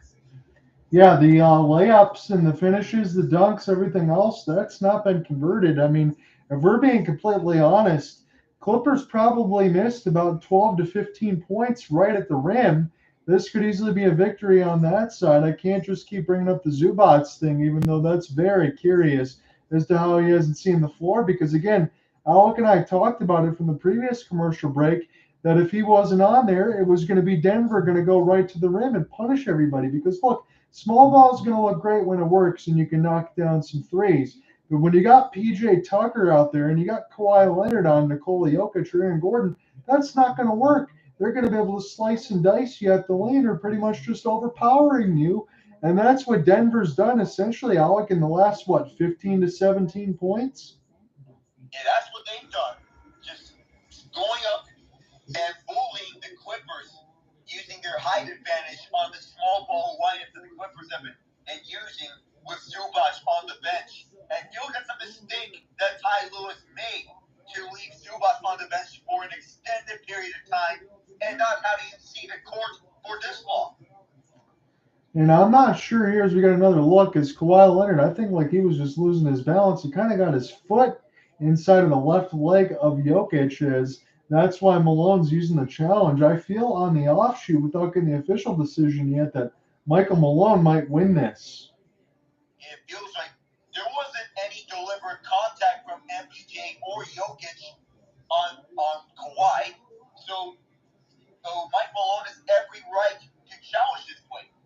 So as we get the ruling, Josh Timmons, the crew chief, says this is an unsuccessful challenge. So the Nuggets are charged with their 6th timeout. Wow. That's a superstar call, Alec. That's all I can think of. This may be a friendly call going Yeah. towards Kawhi's way. I'm with you there. And now he's at the line to shoot 123.6. And hey, drops down the first one. Neither of these two teams have fouls to give. Kawhi with 14 points, but he's coming alive at the right time. The only thing you can do now is try to follow the right person on the floor, but you know Michael Malone's going to have that artillery out there. So 106 now for the Clippers. Jokic is going to inbound, and the Clippers are looking to steal it, just like that. PG forward, and this ball knocked away. The ball is loose. PG has it. He's going to drive to the rim and lay it in. Hold on tight. The Clippers throw by one with 15.3 left. Alec, that is not what you usually see from Nikola Jokic. He tried to get Caldwell-Pope sprinting down the middle of the lane, but not so fast. The theft by PG, and it's a 1-point game again. And the C guy, and that was an eagle eye from Kawhi to poke it away from KCP. And then with the finish from Paul George, these two knowing each other with the LA Clippers ever since they joined ahead of the 2020 season. Many picked them as championship favorites ahead of that year. They have yet to win one, let alone make the finals in their franchise's existence, as the Nuggets use their final timeout. But the Clippers still have a last gasp of air. Yes, they do. It was a great defensive play by the Claw. As you said, get it over to Paul George and lay it in. Now, the obvious statement of the century here is this. If you're the Nuggets, get this ball inbounded successfully. You're the Clippers, foul immediately, get a chance to hit a game-tying three, and get this one into OT. And that's the strategy here for Tyronn Lue and company. Immediately foul one of the Nuggets, send them to the line. It doesn't matter who, even if it is the Joker or anything, but we may be seeing some cramps here from KCP as a result. He was very well shaken up after that poke, but he's staying on. It seems that he's recovered from the cramps. AG's going to inbound. He's watched by Mann. Inside for Joker. The Clippers trying to steal it, and they're unsuccessful, but they intentionally foul Jokic. Norman Powell can't believe it. Nope, and that's the right thing. If you're the Clippers, get it done immediately so you can use as much time as you can for the final possession of the game. Yes, if you're the Clippers, you need to foul one of these Nuggets. Have been sent to the line for 2 shots. As Jokic, he makes the first one. Well, no matter what, it's still going to be a 1-possession game. But the task is even harder if it is by 3 points. And finally, we see Zubac back in the game. How long has he been on the bench? Man, he has to get warm again. Yes, and warm indeed it is, as Jokic makes it 111.08, and the last timeout used by the Clippers here. They have 13 seconds to send it to overtime, and as we get into discussions about what the strategy is for them in this last possession. So then, Alec, the thing for me is, okay, Zubac, he's not going to be able to be in there to spread the floor. So then, obviously, you're going to have to look at a screen there for Zubac to be able to set it up either for PG or Kawhi. That's what I'm imagining, unless they get something for Harden there. But that automatically takes one shooter off the board. And on the other side, I would just put my best defender there that has some speed, whether I'm going to use Aaron Gordon or Michael Porter Jr., be able to get hands in the face, not foul, and contest that three-pointer. And you want to contest a 3-point shot if you're the Nuggets. We mentioned about the Nuggets. They have one of the more underrated defenses in the league, but how they have versatile forwards like Michael Porter Jr. and Aaron Gordon. They can put up double figures, but they are very adequate defenders in these situations. And if you're the Clippers, you want to get to one of your sharp-shooting three-point shooters here. Say someone like Paul George, James Harden. Those two come to mind at first because PG, he's shooting 39.4%, but you also mentioned Kawhi, who's shooting 41.1% from range. Yeah, I'm going to go with someone that's clutch and gets it done. I'm either going to go with Paul George or Kawhi Leonard. That's my take. All right, here we go. Here's your game here. 13 seconds left. Harden inbounds for Powell. Now on to PG. He is watched by one of the Nuggets. He'll start up PG. And oh! Did he just spin that onto the left rim and the backboard? That's a rare shot. What? We're going to need a ladder. You know what? You get bonus points for that shot. I don't care. It got stuck. Sometimes you see it get wedged there. Who's the ball going to be? It's going to be a turnover against the Clippers. Oh my God. It is a wedge indeed. Yeah. But no, this is going to be a jump ball now. And this will be tipped up and won by Reggie Jackson, who's just going to throw it away to half court. The Nuggets up to a perfect 7-0 at home with a big win over the Clippers in this in-season tournament. Wow, what a game this was on the other side. If I'm Paul George, you're going to be wondering what in the world just happened. Nikola Jokic has the same look across his face. It doesn't matter on the other side because the Denver Nuggets improved to 7-0 at home, 9-2, and the Clippers lose their sixth straight. They're 0-6 on the road as well. But man, oh man, if I'm the Clippers, I will be ruined. Some of the times I had for in-close baskets that were not converted. And again, I just go back and wonder, dude, sorry about punching this again, but Ivica Zubac, we really didn't see him in the final maybe 4 minutes of this contest. And it really did go to show that the Denver Nuggets just dominated the ball inside when he was gone. I kind of wonder if Tyronn Lue had to do it over again, would he have left Zubac out that long? Unfortunately, you do not get do-overs in the NBA as what people do in 2K. Yeah. Because let's be honest, with Zubac on the floor, the Clippers have an advantage, has some form of advantage in rebounding as any other team, but not against a team like the Nuggets. When you fit into small ball, it works with three-point shooters. The Warriors made that famous with the Hampton spy between Iguodala, KD, Draymond, Clay, and Curry. But the Clippers, for all the three-point shooting they bring, you have to have someone that can get rebounds. Zubac is that guy. And you have him on the bench in the final, 4 minutes of the second half up until he gets put in. I think Tyronn Lue is going to come back to this and say that he needs to rethink some decisions from this game and to readjust to make sure this mistake doesn't get repeated again in future games. Yeah, because I think you said it perfectly on this side. Again, we're talking about the rebounding. We're not just talking about Nikola Jokic. We're talking about Aaron Gordon and Michael Porter Jr. Those guys are going to absolutely demolish players like PJ Tucker or whoever else you have on the floor as the extra shooter. Yeah, of course. They're going to impose their will on them on the defensive side using said height advantage. As we noted, Michael Porter, 6'10", Aaron Gordon, 6'8". And when we look at the Clippers, there's big two, Kawhi and PG are 6'7" and 6'8" respectively. So PG is going to be at a disadvantage going up against either one of Aaron Gordon or Michael Porter. Well, he is of the same height as Gordon, but against Porter, that's where he has a disadvantage. Kawhi, also a disadvantage against Porter. Yeah, the vertical leaps for the Denver Nuggets on that side between Porter and Gordon are out of the building on that side. So it's not even comparable, even if you just look at the height side. And again, Denver really killed them on the glass when it mattered. And that ball movement that Denver shared with the three-point, that definitely worked.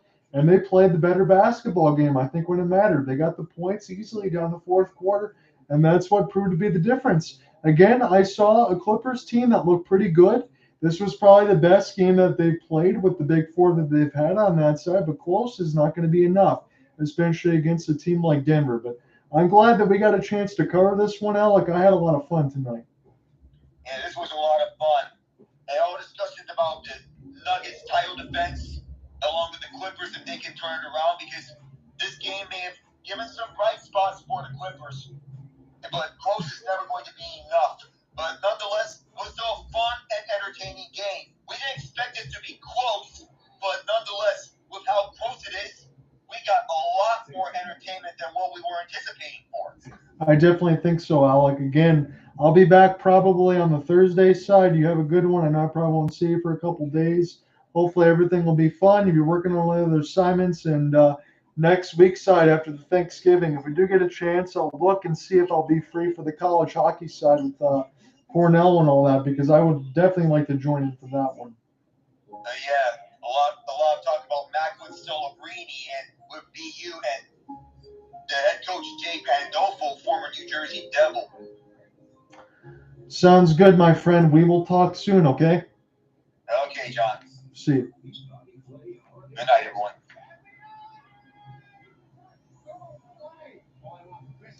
Hope you guys enjoyed that one. The LA Clippers and the Denver Nuggets. Again, your final score. Denver improves to 6-0 at home, or 7-0, I should say. They're 9-2 on the season. They win 111-108. The Clippers fall to 3-7. They've lost 6 in a row. That game was close, but it wasn't close enough. Talk to you guys on Thursday. I think I might be joined by Cooper Hopkins with the Calgary Flames and the Vancouver Canucks. We'll figure that out, but I'll be back on the Thursday side before the Waterford Sharks assignment on Saturday and Sunday this weekend. Peace, everybody. Talk to you soon. Get help reaching your goals with JP Morgan Wealth Plan, the digital